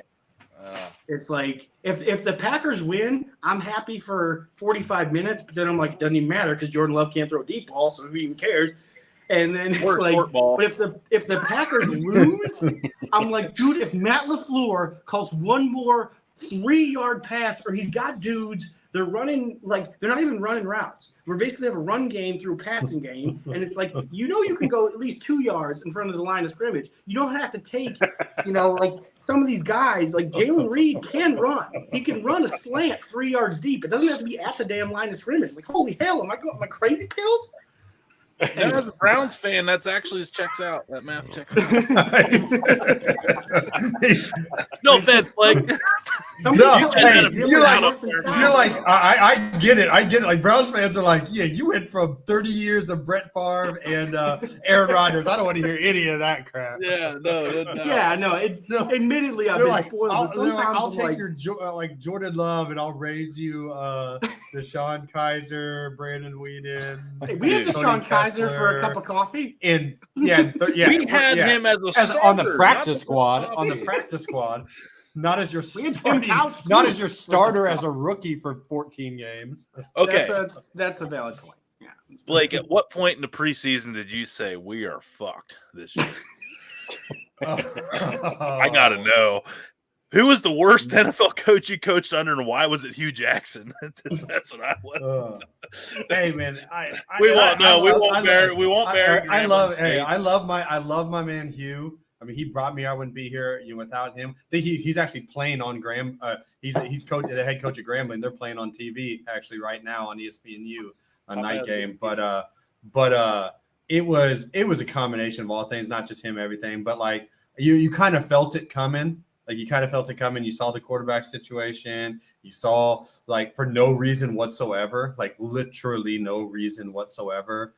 Besides you're trying to, like, honestly, like, intentionally do worse to get picks, right? You trade your one alpha, you send your one alpha dog on your team, which is Demario Davis, away, right? And look at like what he's done and been in the 6 years since then, right? I mean, we had him. Oh yeah, you know what I mean. He's gone to he's been a 4-time All-Pro in 6 seasons, since they sent him out of there. But then since then, 9 days before the opening game. Not trading, not anything, but cutting Joe Hayden. And then just to see Joe Hayden go sign with Pittsburgh, who we opened the season with that year. And so we were a new staff and everything, new defense and everything. So we just that was our captain. Like, we just installed everything. You got all this like tricks, you think up your sleeve for the first game. And you're like, oh, that's great. Like, our franchise corner is now starting for our arch rival in game 1. All the tricks are out all the little schemes that we've been working on all off season long is out the window. And you're just like, we had 3 corners for that game. And I was like, yeah, this is probably gonna not go so great this year. It's so funny because I was like listening to like ESPN Cleveland every day during this stretch, and like what he's talking about just brings back some real trauma. That season. Nombre, before we get to the hot dog eating contest, what do we have for Nick? What's one food you won't touch ever again? Just had too bad of an experience. Mm-hmm. Yeah. Oh, that's tough, man. I don't know if any contests have made me say like I'll never eat that food again, because I've had some interesting foods, and like some of the coolest ones are the really regional foods, like we do pepperoni rolls in West Virginia, or we do pork roll sandwiches in Jersey, and like those are only foods you find in those places. Taylor made pork. Talking about doing I'd love to do like a pierogi contest in Cleveland or something like that. That'd be really cool. But I would say oysters and pickles are the two foods that like there'd have to be a good amount of zeros on that check for me to do that contest. Oysters are giant bug, bro. That's just a yeah, dude. I mean, anything you have to add cocktail sauce to get flavor isn't real food. Yeah. What kind of oysters? What kind of oysters do you eat? Oh, here we go. California oysters are supreme. Oh, I'm sorry. I will. Came in that mix too. Has anybody ever? He's too far in. Has anybody here ever had Drago's oysters? New Orleans Drago's oysters. I will tell you this, and I've lived this from my time. I did 2 stints in New Orleans, and I didn't eat oysters until I went there as well too. But Drago's is this famous seafood place down there, and they do these char-grilled oysters. I mean, they're just doing them like all night long, right? Okay, so they're char-grilled oysters, and they are just covered with their house recipe of butter and Parmesan. And it's you're not even tasting the oyster. Yeah. And they come in and they serve them in a plate that's got about that much butter, like all the butter sitting in it. Oysters are good. Oh, I like oysters, raw too. But like you could eat not like oysters. You probably eat Drago's oysters all night long. I go raw all the time, baby. Yeah. I would eat those. My man. But I agree with you, Nick. A raw oyster eating contest would be. Yeah. I think the record's 42 dozen. In how long? 12 how minutes. long? I think 12 minutes. That's just insane. 42 dozen. Talk to me about shitting through a screen door without telling me you're going to shit through a screen door. Yeah, if those really were an aphrodisiac, like somebody's in trouble. Okay, somebody's in trouble. Their dick's going to explode, man. That's gonna be like a punch me clown. Not going anywhere. That's over 500 oysters in 12 minutes. Yeah. It was. I'm good. There's some impressive records. Like when sometimes 576. Yeah, we forget, man. Like some of the records, because for us, I don't want to say it's normal, but it's like it's something you do. I guess it's probably like I'm not equating the two things, but a guy who runs like a 4.5, which is mediocre for what he does in the league, doesn't realize that that's blisteringly fast to a normal person. So like when I think about like for Mickey. For my wife, she did 16.5 pints of ice cream in 6 minutes. Yeah, that's probably the most impressive record to me that she has. Because I'm like, dude, can you imagine the brain piece she got? She must have been. Say, how do you not have brain? Is there like a certain trick? I mean, she's a cyborg. Is actually no. I think it's that checks out. If you're eating 16, there's a few little tricks. I think if you just kind of push it to the back and swallow it, you don't let it like coat your mouth in ice. That's going to be probably the easiest way not to get brain freeze. Ice cream shots. Got it. Ice cream shots. Yeah. 16 pints. That's a lot. 2 galleys. Yeah, that's one out of 50. I couldn't imagine, dude. I only want to eat that much to see how good my farts will be. Because I'm not worry about the fart. I am blowing out the Harvard Coliseum if I have 16 pints. I don't think it would be a fart. I don't think it would be too much dairy. Yeah, that'd be straight in your shoe. Yeah, not be a fart. Well, guys, do we have the hot dogs? Do you have your hot dogs ready? Yeah, now that mine are cold. So here we go. That was by design, John Z. Even playing field. Yeah, you guys thought I was. Yeah, whatever. Here we go. Mine has fancy designs. Oh, wow! He's got fancy buns too. Oh, he's cheating. He took part of his out. What did you do? Pinch off the ends? What are you talking about? What did you get? Man, Nombre cheating already. It's a Texas-sized bun with a regular Ohio weenie. Yeah, that's a Nombre weenie in there. 2.3 inches. Yeah. All right. What did we sign up for? I don't know, but Nick is going to be our ready, set, go guy. Who gets us? So we all have 2 dogs, and Blake will also be a judge from afar watching this. I'll do my best George say when he'll say, "Count it down with me from 5, 4, 3, 2, 1, begin."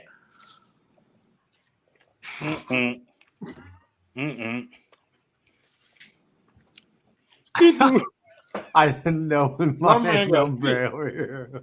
Hey, Bumpy, here we go. We're gonna do it. Mm-hmm. Oh, it's terrible. Oh, it's terrible. I I love do it like 50 more times. Man. That's terrible.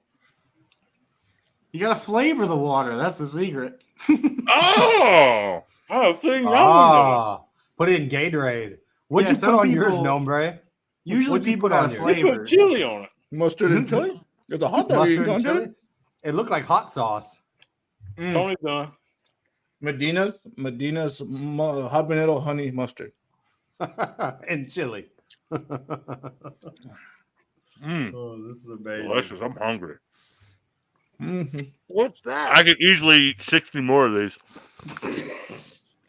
This is when I realized, like, we're like a minute in, and I'm like, I would be happy if I was at like 12 or 13 right now. That's a good thing. It's just like...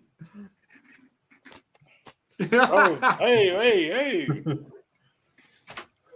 We eating hot dogs, not Viennas.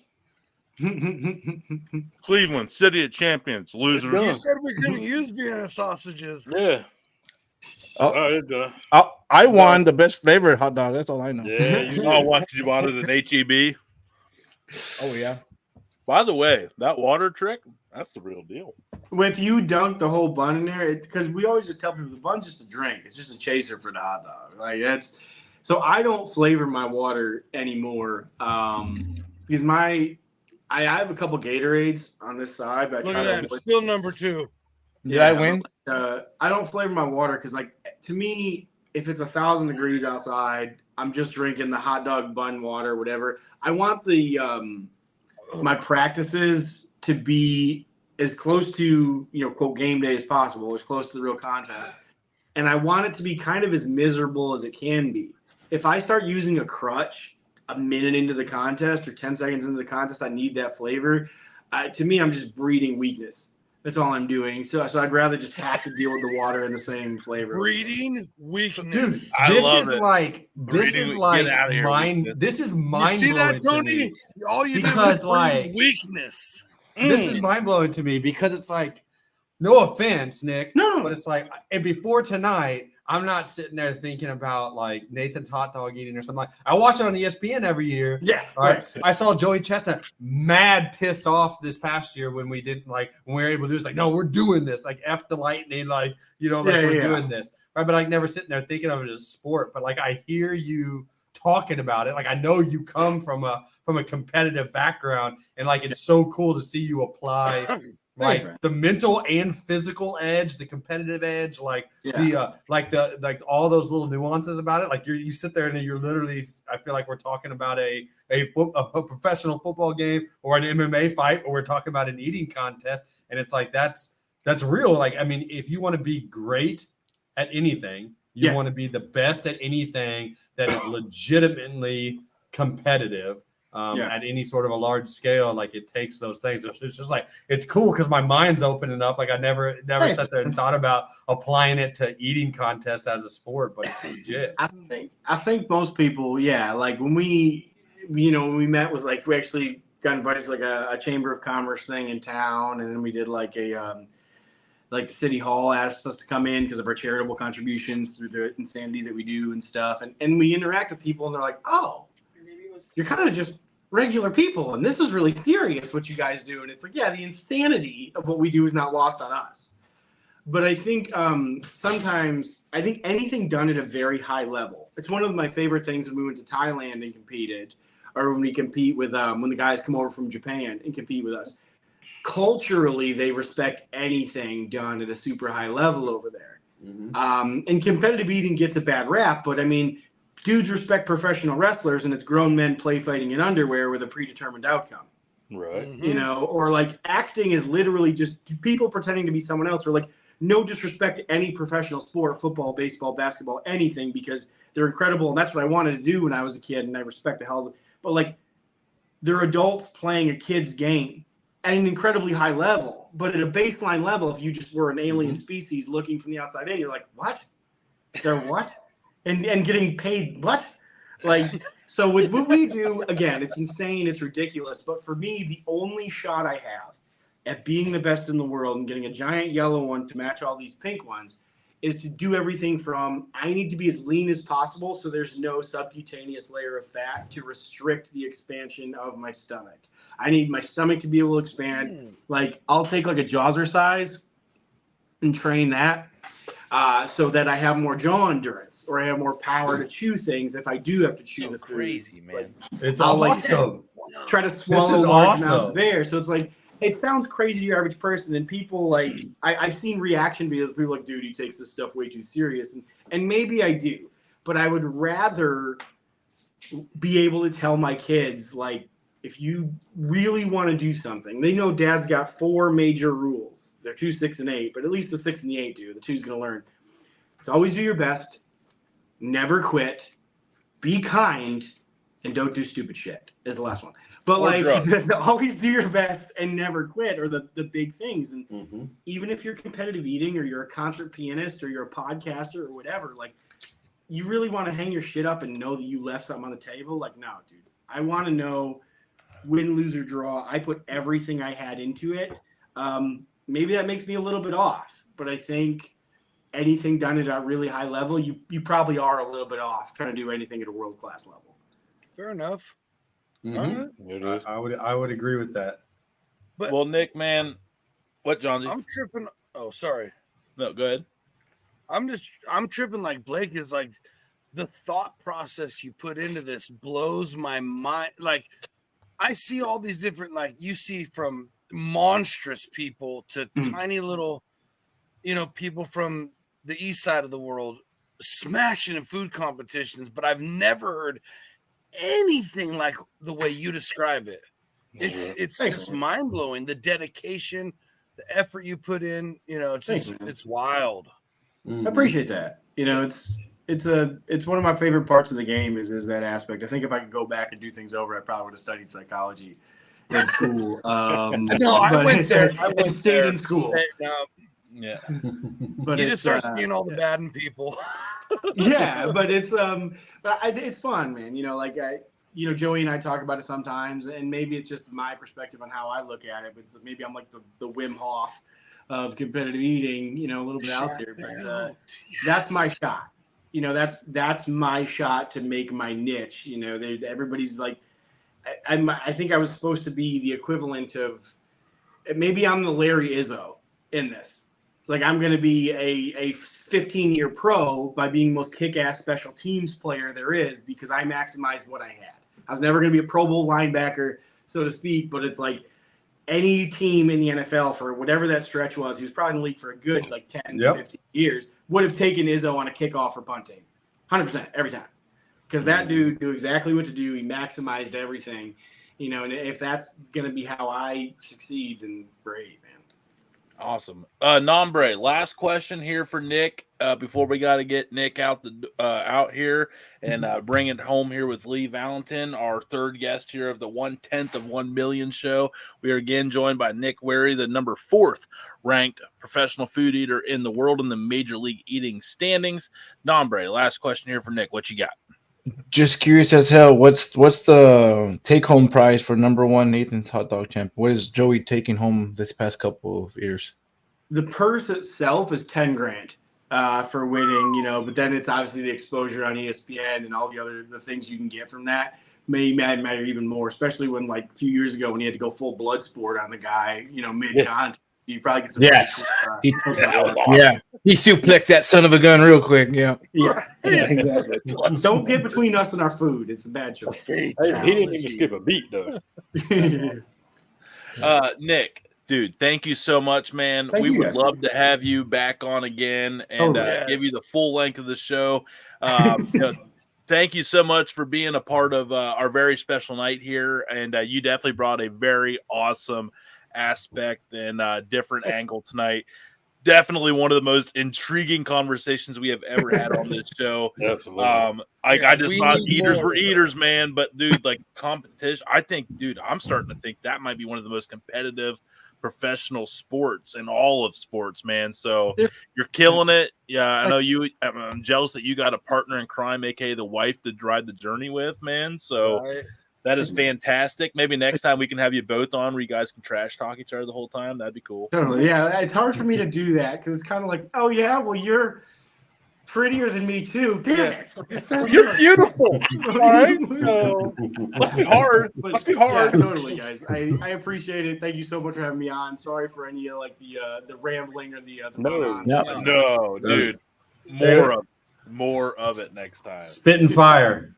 Thank you. Ladies and gentlemen, dudes and dudettes, number 4th ranked eater in the world, and also the number 1 jacked up, nice, chill dude of the world, Nick Wehry. Let's go. Thanks, Nick. You are the man. Let's go. Have a good night, guys. You All right, too. man. All right, we're Thanks, going to take Nick. a 2-minute break with a little preview of what Lee Valentin's about while we take a little break ourselves. We'll be right back in 2.5 minutes to the roundup of our 1/10 of 1 million show, but we're not going to cut it off. We're going to let Lee go because this is going to be absolutely hilarious. We love this guy. So we'll see you guys here in just a couple minutes. We'll be right back.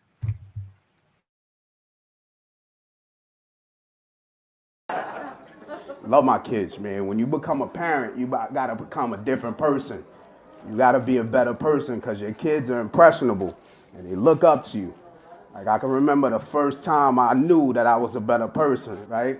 I was putting my daughter in a big bathtub to give her like her first real bath. And I was like, oh shit, I gotta stop peeing in here.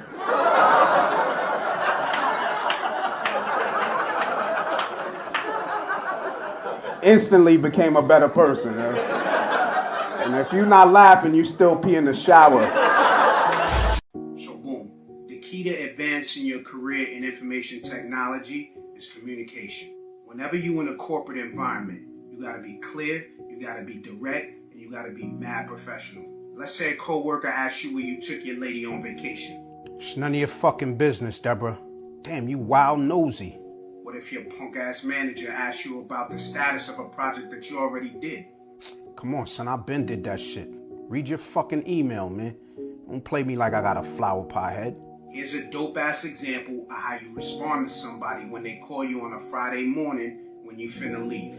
Come on, son, be fucking for real. It's Friday, B. Say that shit till Monday, yo. I hope you enjoyed those 3 quick examples of how you respond in a professional environment. Now go out there, do your thing, however, whatever you want to do it.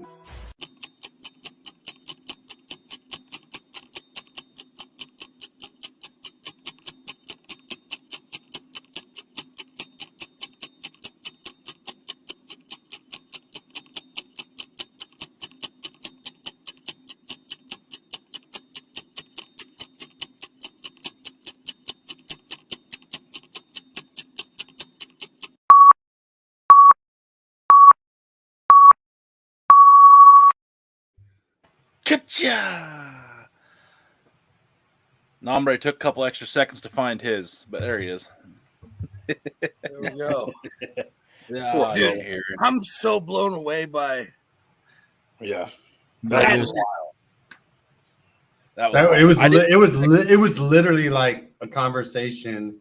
They sitting there with conversation with some of my like best and most intense like pros that I've been around and whatnot. I mean, it was that sort of a conversation, you know what I mean? And like he gets it. Like when you lived I've lived my life like doing it and being that same way as an athlete coaching it. And it's like you see that he just taking that and is just applying it to this other thing now, you know? Mm-hmm. Yeah, whenever he was like, I wasn't feeling it. I felt like there was just weakness in my body, like this weakness. I needed to get that weakness on. I was like, Jesus, man, like that wasn't like, let's run through a Rick wall while we're at it. He was like his boy. He said his boy was like. He said he got that. He did that donut eating contest and like won it and realized he was good at it. And then immediately was like, you know what? I'm gonna go win the national like Nathan's hot dog. He said his buddy who got him into the donut contest was like, Jesus, can't you just do anything for fun? Can't like, you just enjoy the donut win? He's like, and he was like, and he said, and I resonated with him because he was like, he just looked at me and was like, no, like, no, I gotta be the best. Yeah. It's like, sorry, like all in now. Screw lifting. I am now an eater. Yeah, it's your fault. And no, I can't. I gotta go hard. So we've had, Blake, you were awesome the first hour, and thanks again for joining us along here for the show, for the whole show, man. This has been great.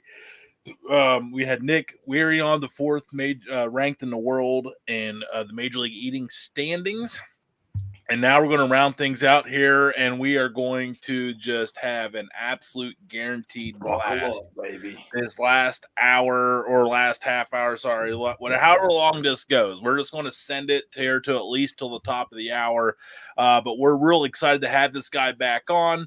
First time he was on, legendary move, took us on stage live in downtown New York City on one of his sets, and then joined us out in a active New York City downtown street afterwards. So he was the first one to take the dudes live on New York City. A man I think he's a Jets fan, which that would suck this year. That would be bad. Hey, they got Aaron Rodgers.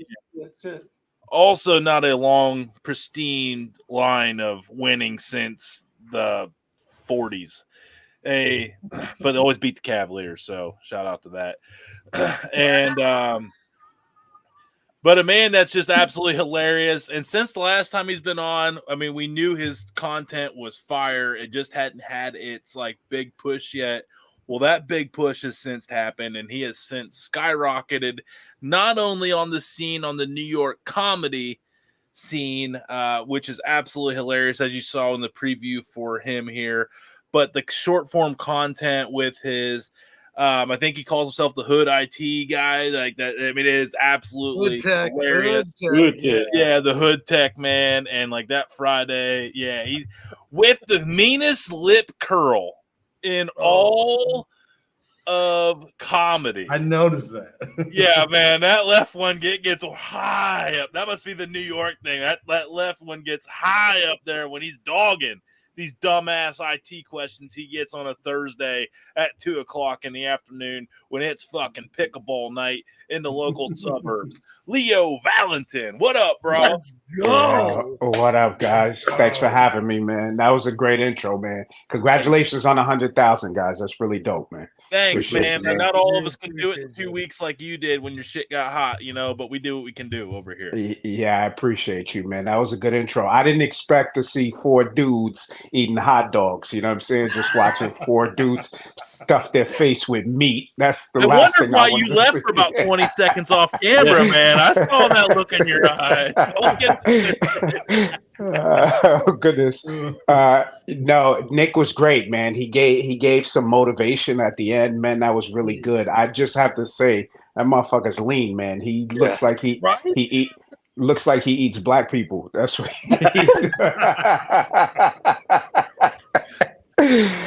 he's great, man. He does. Hell yeah. He's got another fan here, man. So that's really cool. It's good to be here, Blake. You could tell you rich, bro. I could tell by the fabric on your throne that you got there, bro. We pulled out all the big dogs, Lee. We pulled out all of them, man. You look like you smacked Adam Schefter out of his chair so you can take over, dude. Dude, that's a Jim Irsay chair, bro. You saw Jim Irsay's goofy ass conference room chairs, man. My goodness. Jim Irsay's actually locked up in his closet behind the scenes, and he puts some Cleveland Browns balls up there on the mantle. He actually played the Elvis Presley fucking guitar and piano. That's cool, man. That's very cool. Blake, anything to comment on that? How is Mr. Irsay doing in the closet? Can you elaborate? Man, you never know. You never know with that dude. You know what I mean? You never know what that dude. Fighting with star running backs, flying helicopters in, transporting 50-year-old orcas across the U.S. Via truck for $25 million while embroiled in a battle with this all-pro, running back, not paying him a few cents. Yeah, I like that Jim Irsay. When you got it, when you got it, like you can't. Yeah. argue. He's like, it's my money. I'm the one paying the checks. Like I do whatever I want.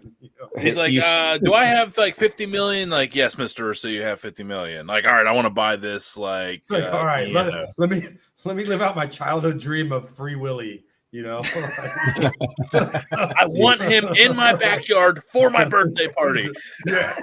It's funny because when you said orcas, I was like, is Jim Irsay shipping white women across the country? That's trafficking, dude. That's human trafficking. That's not cool, yo. Come on, Jim Irsay, do better, bro. Oh,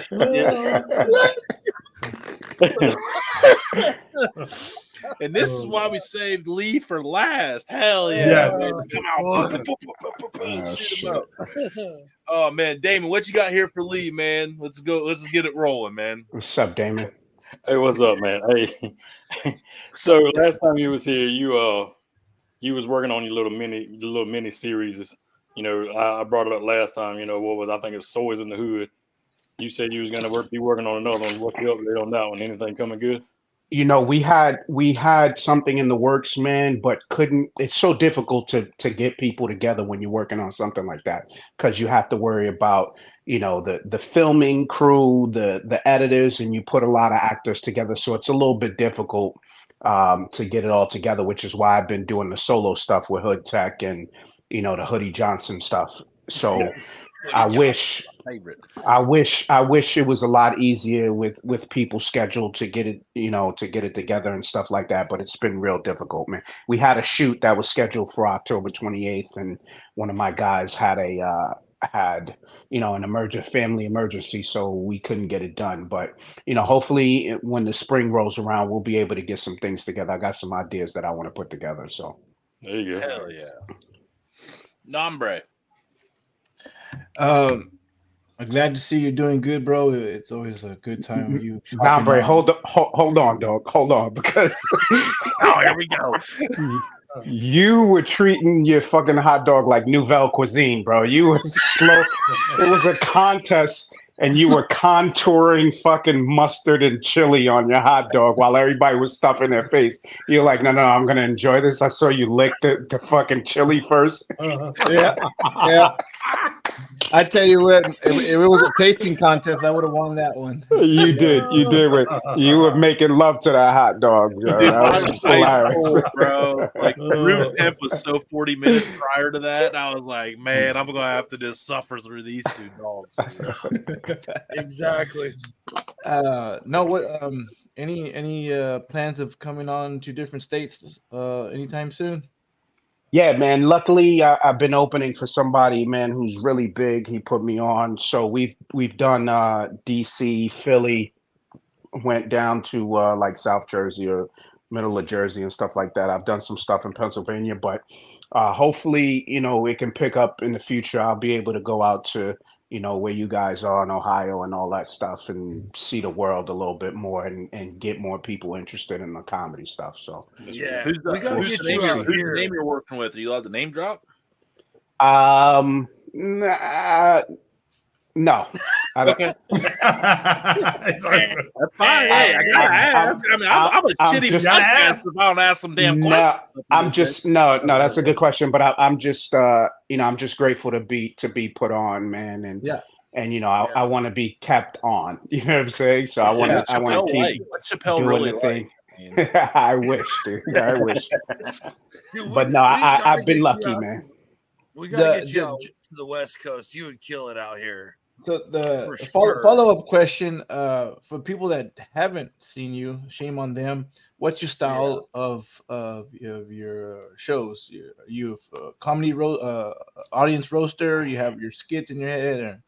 No, it's changing. It's evolving. So a lot of what I do is I talk about myself and my family. I talk about married life and moving out the hood to the suburbs, and also raising a son who's now 18, and just things like that, getting older. That's my biggest thing now is I'm going to be turning 50. So I'm talking a lot about that and the differences between being young and old. A lot of what I do is I'm funny in conversation, right? So I will talk to the audience and I will get the audience engaged and stuff like that and make fun of them. And, that's just, me having a good time. And I do a lot of hosting, so a lot of that comes with it. So not necessarily roasting. I'll talk to people and things will come up and I will make fun of them, but it's in good fun. I never want to put anybody in a position where they feel like they're being made fun of, unless they're being a dick. So like tonight, I had a show in the financial district, dope spot. Shout out to Stone Street Comedy and those guys who put me on tonight. They there was a dude in there with he was just talking. He was sitting right in front alone, and he said something, and he was like, "I'm happy with my girlfriend," but she wasn't even there. So I started talking to his imaginary girlfriend, and everybody loved it. So it was pretty cool.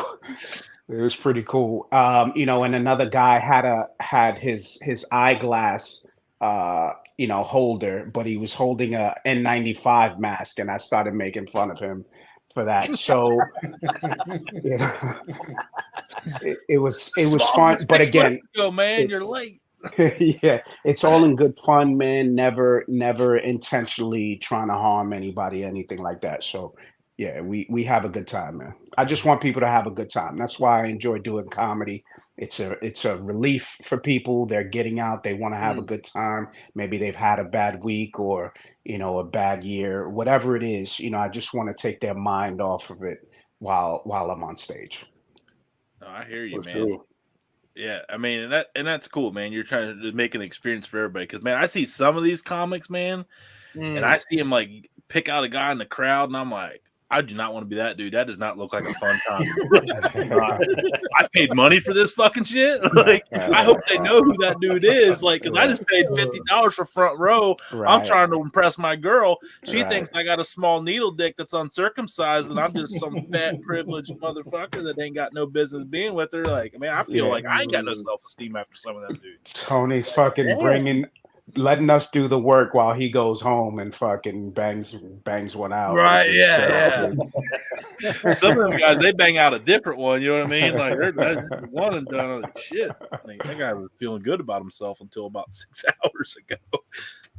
So have you ever? Okay, so I have a question. Have you ever went so hard at somebody that kind of pissed you off? At the end of it, you're like, man, that guy probably didn't deserve all that. Like, you ever like, yo? Let me tell you. One time, I was having a bad set, bro. I was having a bad set, and this girl was in there. She started heckling me, and I hadn't really been heckled before.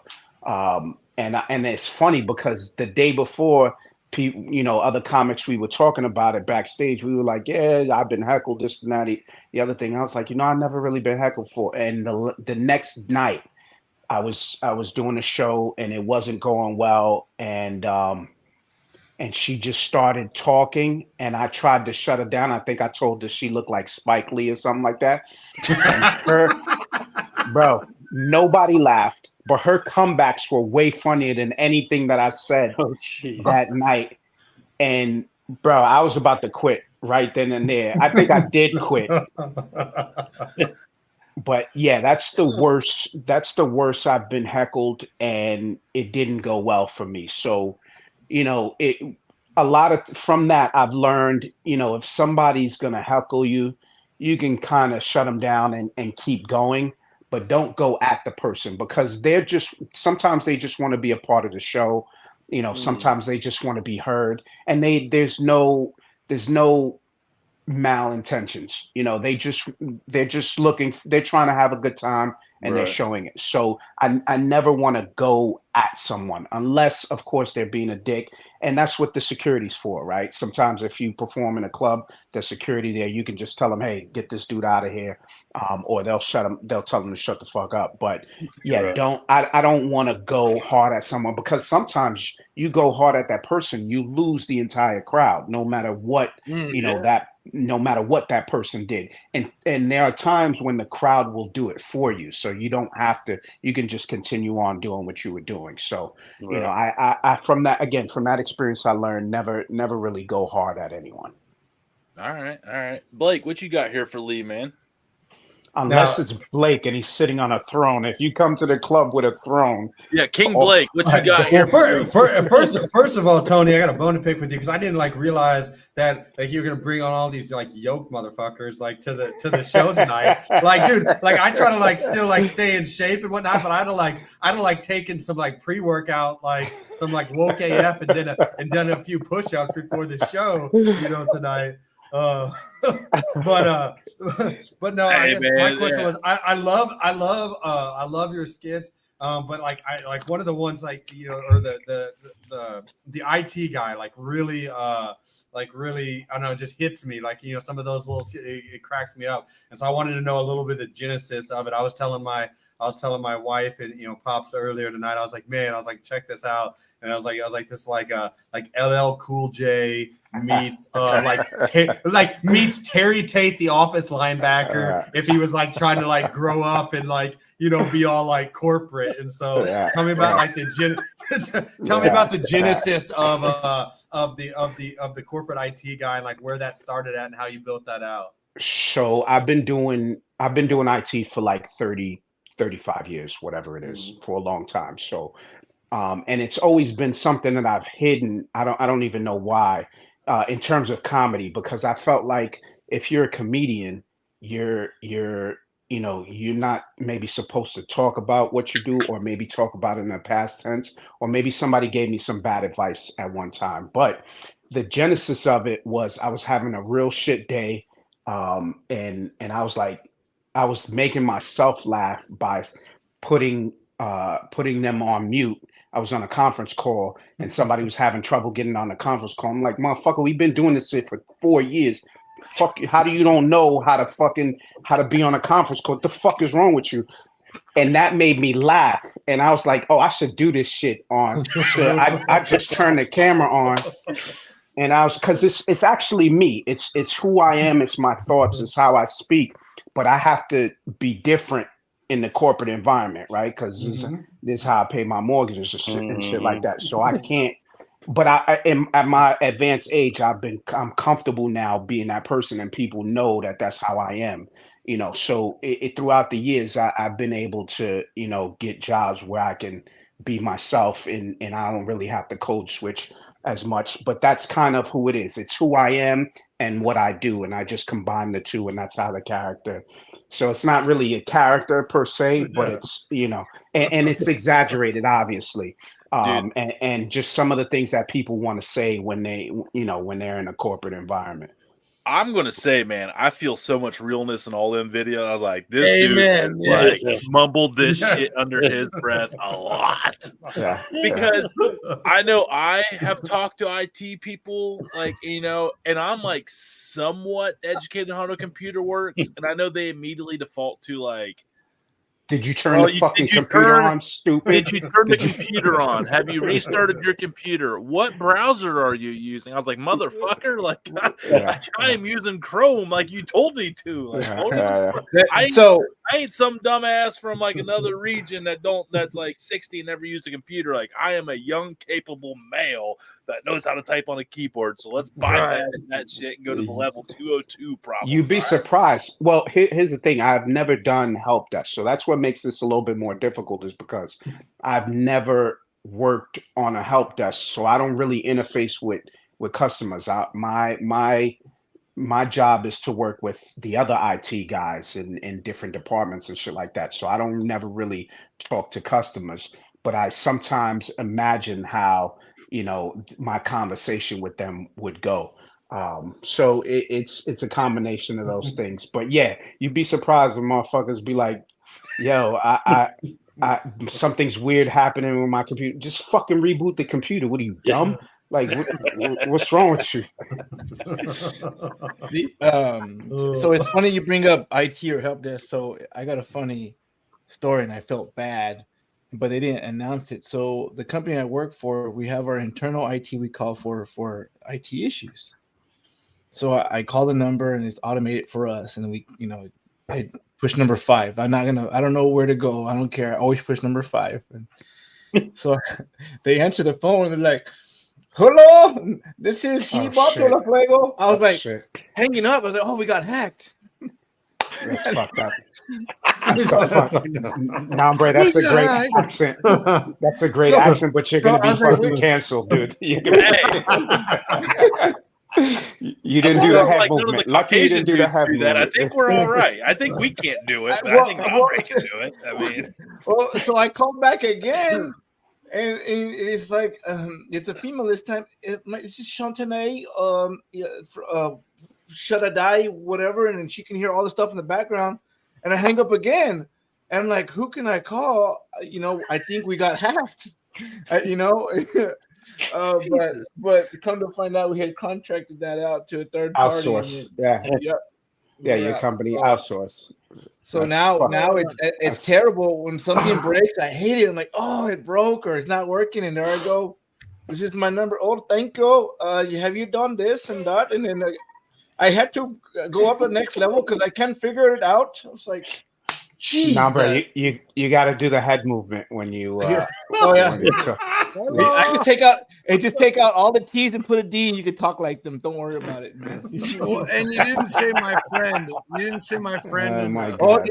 Oh, thank you for calling us, and we'll get back to you as soon as we could. It's like 100,000. This might be the last show, guys. It was a good run. It took us 3 years. But we got I never said it was with the dot or the feather, man. Oh my God, dude. hey, don't taunt him. I just sat there and crossed my arms, and it could be interpreted as disgust or approval. So, I don't know. Johnsy, man, what you got here for Lee? Hey, big fan. Thank you, brother. Being a funny guy yourself, top three favorite comics of all time.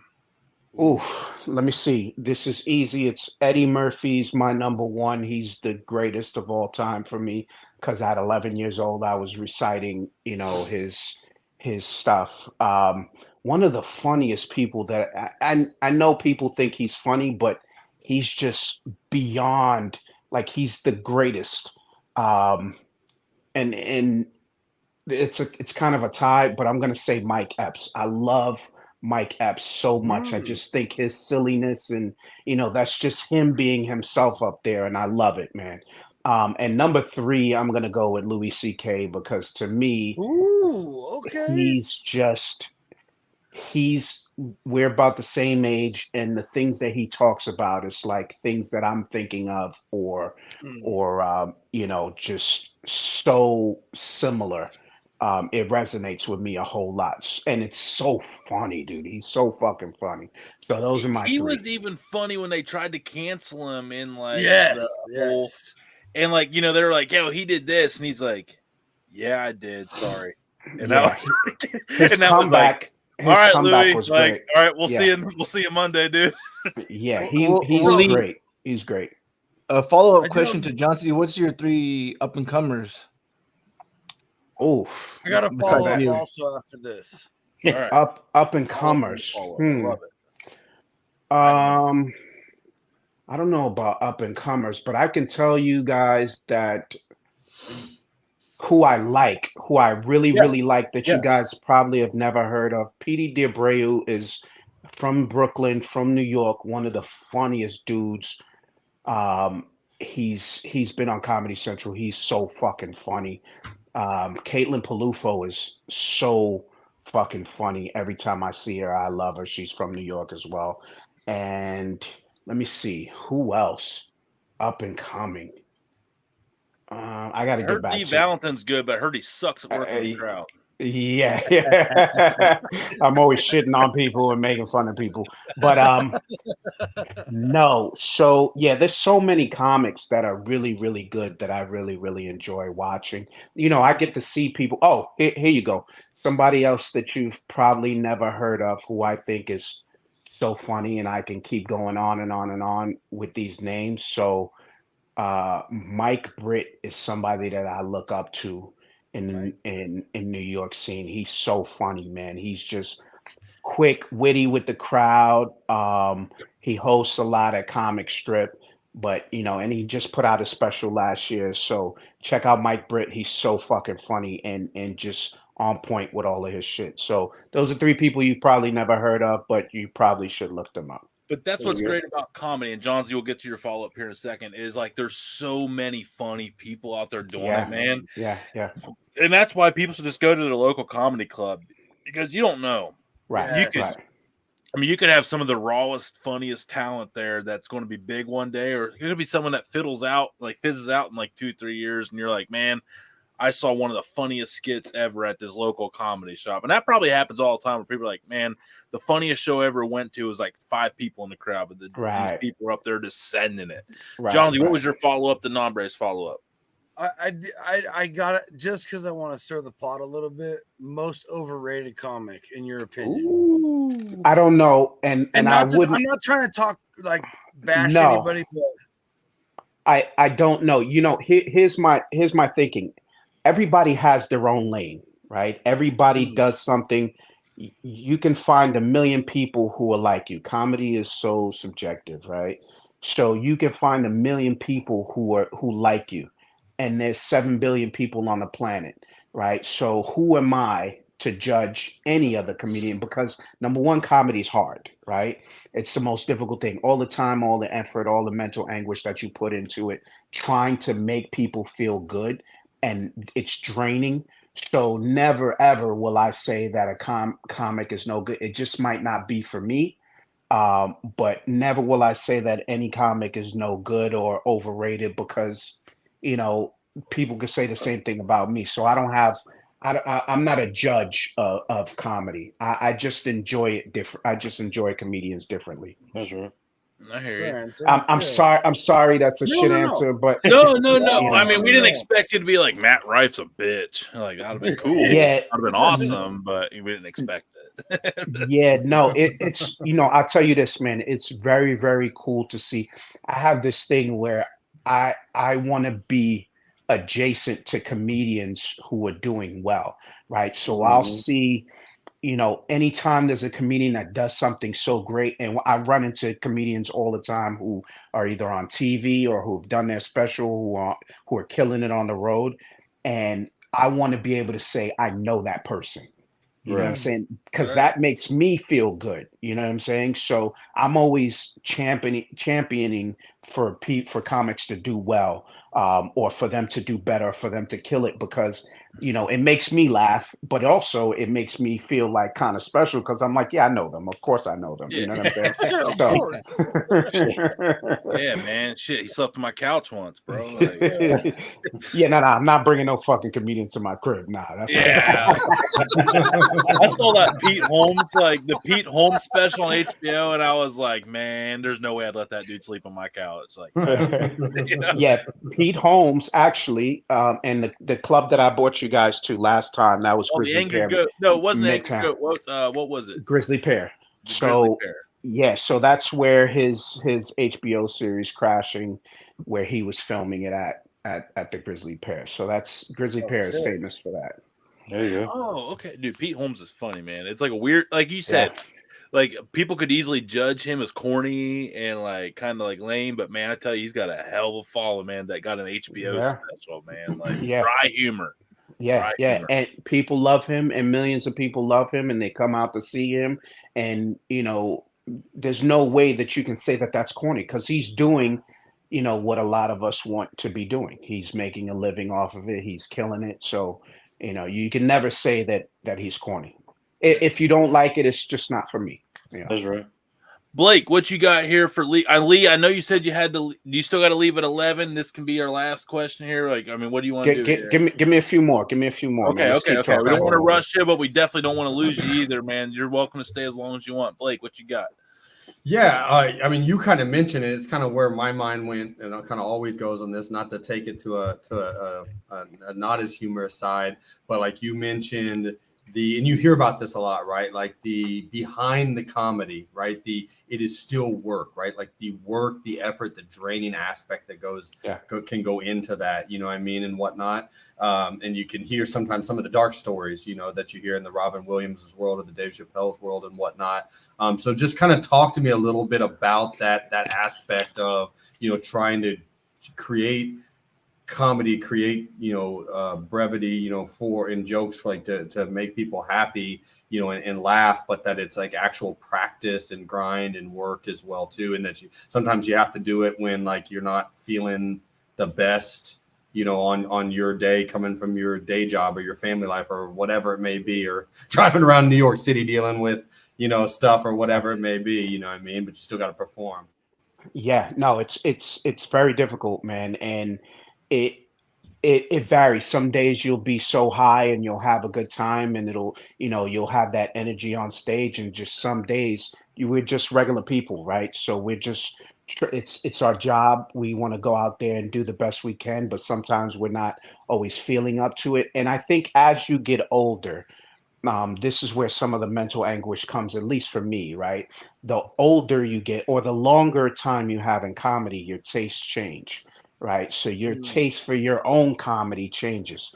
So you're always fighting to try to be better, but ideas don't come like that, or you may be stuck doing the same joke, or there's some bits and pieces in the content is not doing so well, and you're trying to figure that out. So those are kind of the mental battles, right? So I can have 4 shows in one night or 4 shows in a week, and 3 of those shows aren't that great, and you forget about the one show where you did well and it was great and everybody had a good time and people are coming up to you saying how funny you were, but those other 3 shows weren't as good in your eyes. And now you're trying to figure out why. You're trying to chase, because you're only as good as your next show, right? You can't think about anything, kind of like football players, right? The minute they lose, they're on to, all right, what's happening the next game, right? So what do I have to do to prepare for this next show to get better? Maybe I'll change something, but it's so difficult because you're on stage 10, 15 minutes at a time. In New York, you're like, 6 to 10 minutes at a time on stage. And, it's not a lot of time. And you have the rest of the day to think about how poorly it went, or that you didn't do enough, to make this gaggle of ugly people laugh. You know what I'm saying? So that's kind of the mental anguish. You're always battling and trying to get better, and it doesn't happen like that, So that's kind of the trouble. Speaking And of when you I'm sorry, when you get off stage, you may have just made all of these people laugh, but you leave that place and nobody knows who you are. Nobody cares. Nobody cares that you just, made people have the best times of their lives. None of that matters. You just get on the A train and you're just another stupid, ugly person going uptown. You know what I'm saying? So here's that's another also IT different. guy, riding in the A train. Yeah, bro. I've got these followers now, right? And what does it even mean? I'm just doing it so that I can, it's a good time. I want to make people laugh again, but what does it mean, right? It hasn't really transferred into anything in terms of my career. Because I thought that I would be able to say, all right, I have these followers, and I'm having people coming out to shows, trickles of people's coming to shows and shit like that. But the clubs are not seeing it. They're not aware. They're not booking me more. So what is it for? And also too, when you look at the amount of followers I have, in the grand scheme of things, it's nothing, because I'm not even known in my own household at sometimes, you know what I'm saying? I'm not even funny being here. So what does it all mean? You just keep trucking along and doing the best you can, and whatever, I disagree. Man. I disagree with that, man. And Blake, you'll agree with this term, diversification, man. You got your comedy crowd and you got your social media crowd. Like, we have like 7 platforms, man. Each platform's got its own crowd. Each platform's got its own favorable content. You just got to learn how to like master your craft at like entertaining your social media crowd than like creating your own separate, because if you get everybody in the same boat, man, like that boat can capsize. But if you got multiple boats, you lose one, you still got the other. You know what I mean? So you're in that process, man, of like, you got to start learning that balancing act, and you're in the middle of it, because this shit happened quick on the social media side. You went from, and I'm not dogging you, man, you had good content, and I knew that it would pop. Like, once it popped, it would pop, and it has. So now you got this like crazy new balancing act because now you're like, I still got to do my stand up, but I still got to make my content to keep that's the tough part. To keep my thumb iPad consumers happy too. You got two sets of consumers now, man. So that's difficult too, because sometimes I'm like, all right, I'm doing the social media thing so that I can get, on stage more. But am I sacrificing what I'm supposed to be doing to try to be on stage more when I'm trying to think so hard? Because for me, excuse me, for everybody else, I don't know about everybody else, but for me, it's very difficult to come up with these ideas. And it's time consuming and it's a mental anguish. And of course, I still got to be a dad, a husband, and a stupid IT dude. You know what I'm saying? So coming up with the content is not easy for me. It's never been easy. And the stand up is the same thing. So I got to work at it. And that's part, to Blake's point, that's part of the mental anguish too. It's like, should I be, if I'm not coming up with the video ideas, should I then be trying to come up with more ideas, or should I be putting that time into developing, the stand-up part? So, that's my mental shit that I got going on. You have fun with all that, man. That's for sure. Damon, we're going to go around the robin here, like one more time here for Lee, real quick. Damon, what you got here? The comedy scene in New York, is it picking back up and everything now, or is it? Yeah. It's almost like nothing ever happened. There's there's shows everywhere. There's bar shows. There's club shows. Yeah, it's happening. Yeah, bro. The other night, Comedy Cellar has 3 clubs, right? They have the Cellar, they have Village Underground, and they got Black Fat Pussycat, whatever it is. Lines around the corner, outside the door, spill over. Yeah, it's insane, dude. It's insane. Oh, good for you, man. I mean, that's got to feel good, like going into especially the winter months. It is like cold and flu season and all that stuff, and just people out there just being like lining up. I mean, that's great for you, man, for sure. On growing that crowd, for sure. Nombre. Yeah, Lee, Tony was talking about all our multiple platforms. Just make sure you follow the Dudes After Dark OnlyFans, okay, bro? Just throwing it out there. Where I can watch you guys eat hot dogs for $4.99 a month. Hot dogs and meat picks, baby. Come on, man. That's the Patreon gig, bro. Blake, man, what you got here for Lee? No, I would just say, hey, I feel you totally on that last thing that you're hitting, Lee. I'm kind of, still relatively new to the social media and the podcast game as well, too. And I feel you from I try to be a dad. I'm still trying to give back my coaching knowledge. I run my big financial firm. I've got a big, podcast show, a sports talk TV show, and then kind of put out my own content, kind of doing that stuff. And I'm lucky enough that I've got a couple really good people on the content side. On my personal side, I've got my personal content guy, and then I've got my team, and then kind of the media, team. But because I totally get that. And there's huge value in that. I'll sit there and just ramble, sometimes, or answer a couple questions, with my guy, or he'll prompt it, and it's amazing to watch. Him just download that 10-minute rant and be like, okay, here's 7 content pieces. Here's the hook. Here's the da-da-da, and whatnot. And so, I think it's sometimes having a team, I know for me, specifically having a team, can help me stay regimented. And I just go show up to the next thing, go show up to the next meeting, and whatnot. Cause I feel you on that. You're how is this lead into this, or how do I got enough time for this? And I got to do this, and I got to have time for my kids too. And I don't want to be getting whatever Twitter or Instagram notifications blowing up my phone when I'm trying to put my kids to bed or whatever it may be. It's a grind. That's the other thing too. And I'm sorry to cut you off, but that's the other thing too, is that while you're trying to figure out what it is that you want to do, it's easy to become a slave to the content, right? So now you become a consumer. So I'm working on I'm constantly working on trying to be less of a consumer and just put stuff out there. So Yeah, that's the struggle as well. Blake, I got a question for you though, and this is actually about your dad. Since the Jets are out there, I'm a huge Jets fan. The Jets are going out to Vegas. Your dad had an issue that one year when he was coaching, where the Raiders, he called the zero blitz at the end of the game.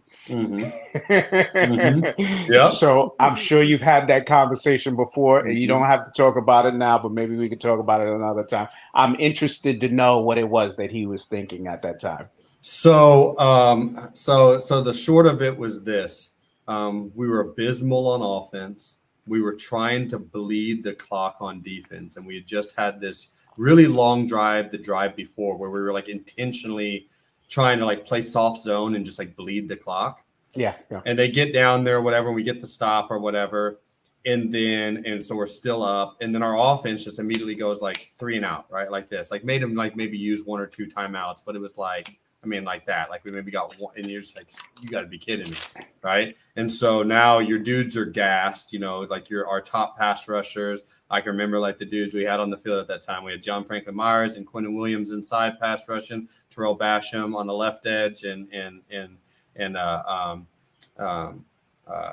my mind just went blank all of a sudden. I just said I can remember, but rushing on the right edge. But they're just gassed. Like we had, you know, guys injured, we had guys gassed. But they're rushing their balls off, right? We also had at that point in time, like we had no safeties left. Like literally we had no safeties left.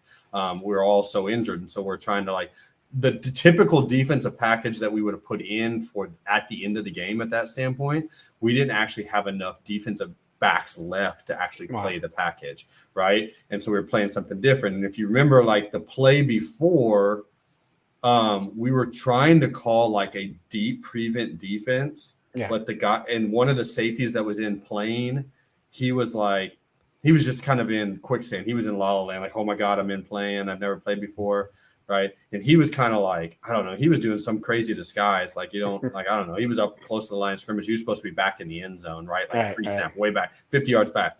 So if you go back and watch that play, like we just did this 4-man rush, like playing prevent, like kind of doing what you should have done.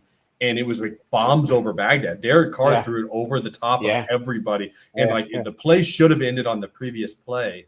I'll take some heat on that from that standpoint of like in the grand scheme of things, like what comes down there is like, we're calling the next play. We had a timeout, right? There was kind of this like disarray of like, what just happened there, right? Like you're talking to the DBs, the DB coaches are like, what is going on? Or can we line up where we're supposed to line up? Do we know what we're doing? You know, here I'm kind of looking like, you know, kind of hollering down at like the decision maker being like, are we going to just take a timeout? Like just take a timeout. Like if we stop and the game's over, just take a timeout. Like, let's like reconvene.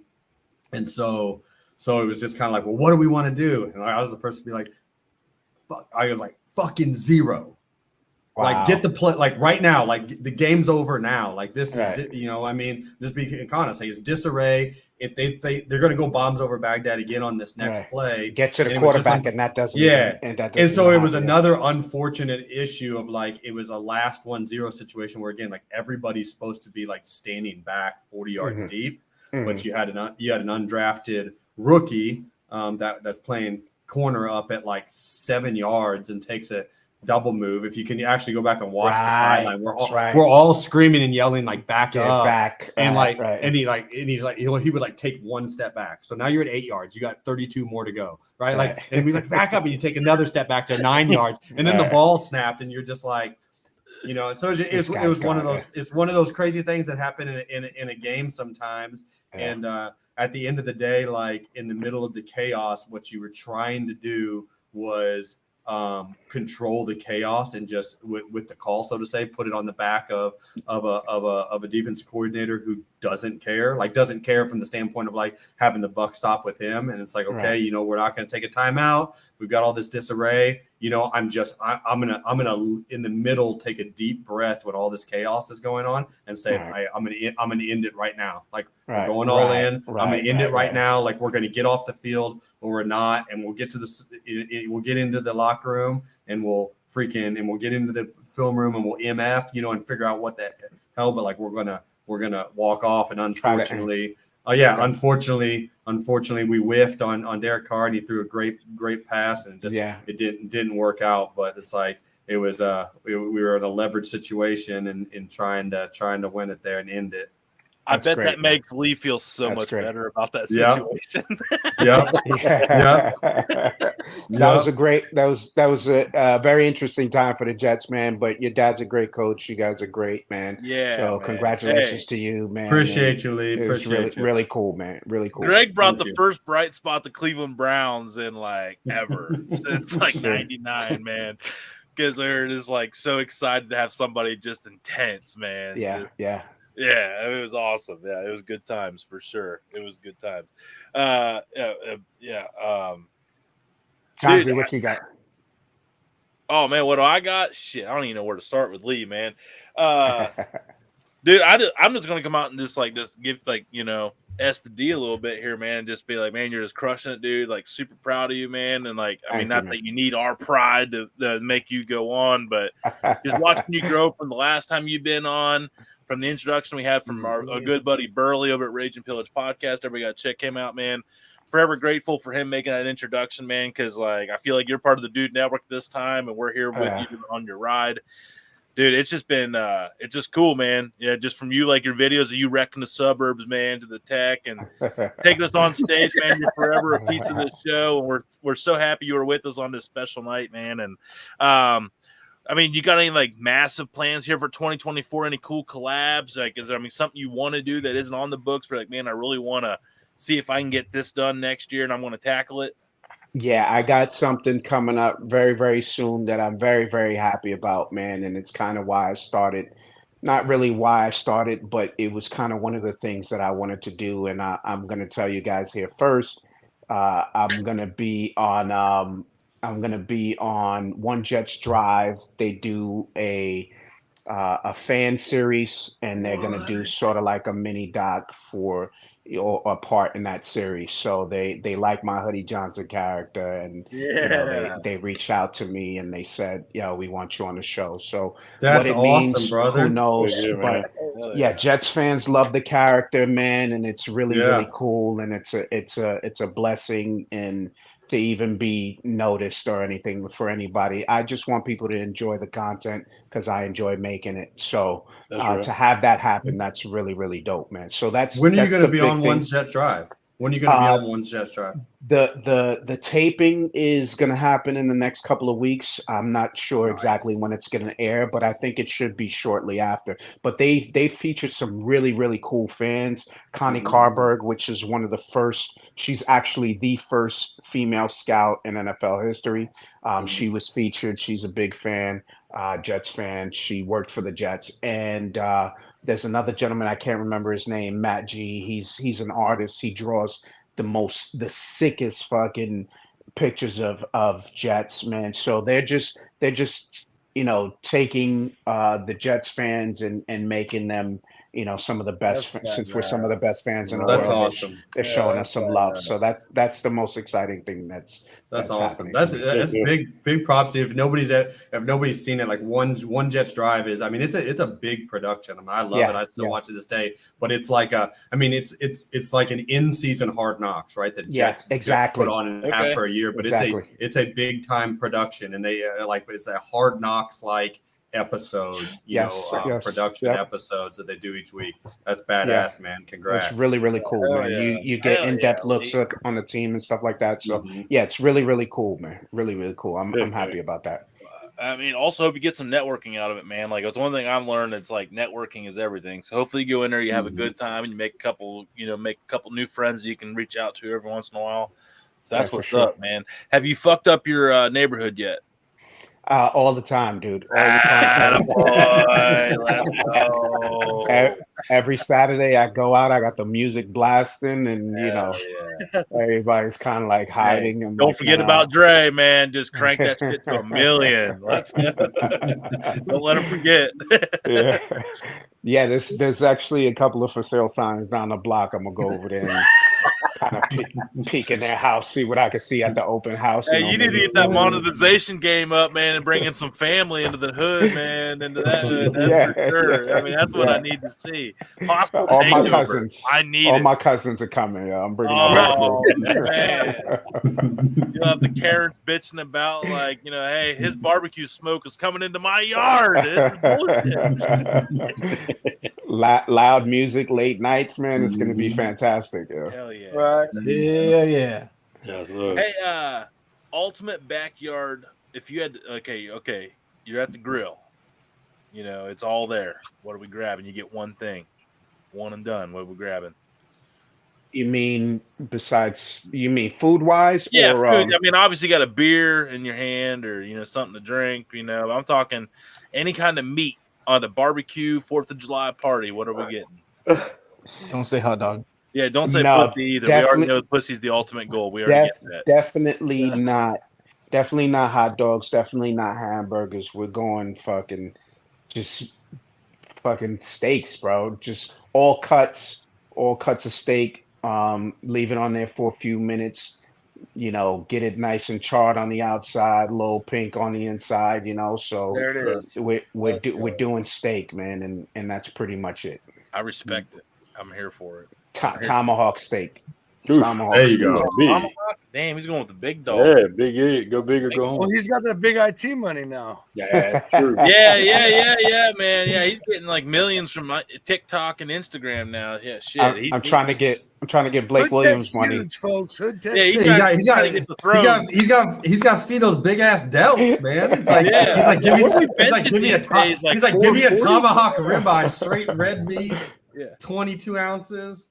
Where does it go, Blake? Straight to the shoulders, bro. He probably can't. When he walks around, it looks like he's carrying around 2 suitcases, man. Like, he ain't got none. He's just like, whoop, whoop, whoop, whoop, whoop. I saw Nick.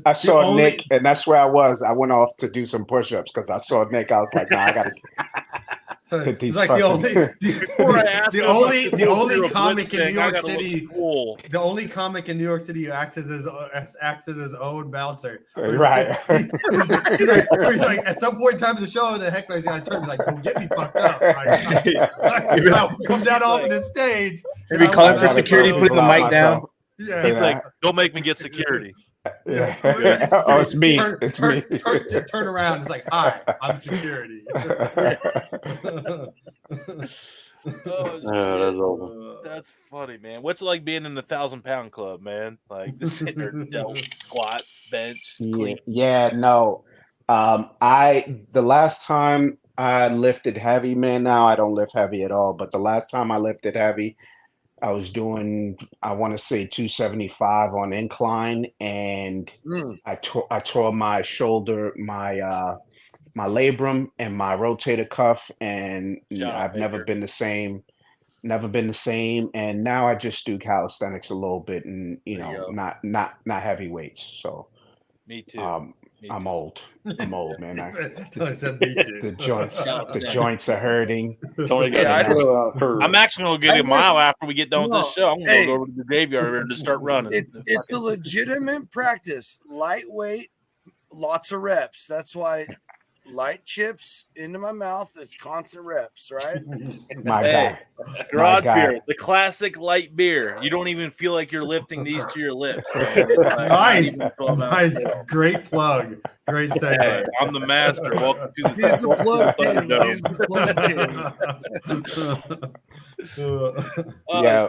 thank you very much, guys. I appreciate you, man. This was a lot of fun. I'll come on anytime.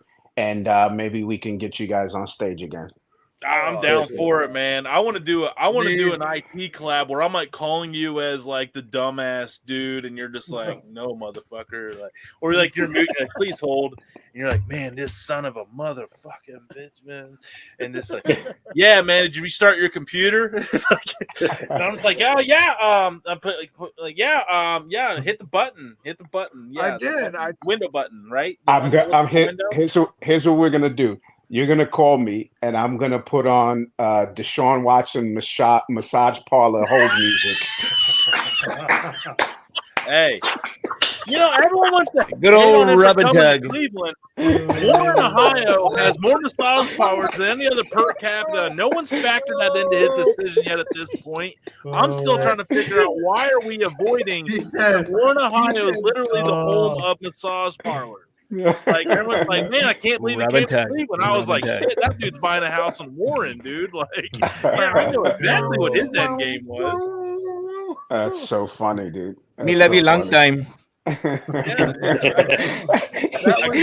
Number has done two fucking accents. We're not getting the 200,000. All right, we'll get out of here before we get to Italy, man. Blake, We're if getting out that's of here before we ruined get to anything Italy. for you guys, I'm sorry. Oh shit! Fireworks! Whoa! Yes. That's Statue of great, Liberty, man. Lee, hey, thank you again so much, man. Thank you, guys. Thank you. Appreciate you, Absolute man. blessing to have you on here as always, man. Keep crushing it. Keep doing you, man. You is winning, so keep being you, man. All right. Thank you, man. I appreciate you guys for having me on, man. It's always fun, guys. Yeah, man. Appreciate you, man. Ladies and gentlemen, dudes and dudettes, the one, the only, the absolutely miserable Jets fan, Lee Valentine. Love it, guys. All right, guys. All right, man. All right, see you, Lee. Oh man, and everybody, that's going to pretty much. We'll do some finishing thoughts here, but that's it for the night. I mean, what an epic night, Blake! You made it, man. You survived your first Dude Network production. You got all your arms. You might not have your fingernails left, but you made it, man. How we doing? I'm doing awesome. This is dad life, man. This is like no place I'd rather be on a Friday night, sitting in the man cave, chopping it up, laughing. Heard it having here fun. first. There's no DDs needed if you're getting hammered in your basement. That's all. There you go. There you go. Hooray, responsibility. We got this. Oh. Hey, we finally got the real story out there. Yeah, hell yeah, man. Hey. On which part? There was so much truth getting thrown around tonight.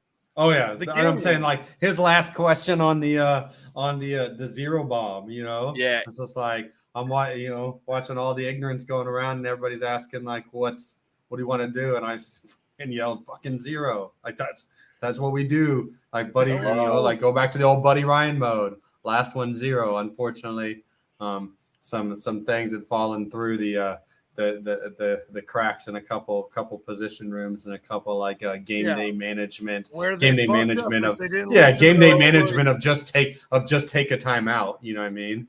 I guess as a coach, man, what's that? And I'm not saying you got to take the heat here because the team obviously put the team, the game in that situation at the end. But as a coach, man, when everybody works so hard and you you have a 50-50 call and you call the wrong one, like how brutal is that as a coach, man? I've never really asked like a coach at that level, like when it negatively impacts a bunch of pros, like what's that like, afterwards? Yeah, I mean, I think,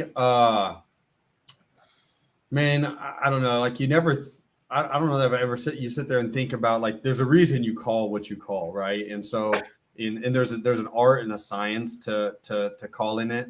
The science is like obviously the way the play is supposed to work, the art and everything. The way the play is supposed to work, the scheme and everything. The art is how much do you watch as a coach and how much do you know about the individual human beings who are playing that, and do you know in the snap of you got to make these decisions really fast. I guess these are where my mind always was like, okay, who's out there actually doing this?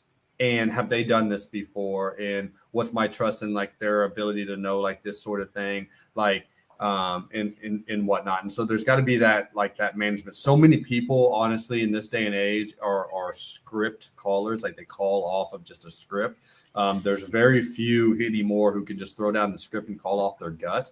They don't need to read off a script to know what their play call is. Like they have it in their head and they can call off the gut off of but what's happening on the other side, what's happening on their side, and like who they have out there, right? Like sometimes it's not the same group of people as you started the game with because of all this attrition that happens. And like you have to, do you have the ability to adjust in that time frame, right?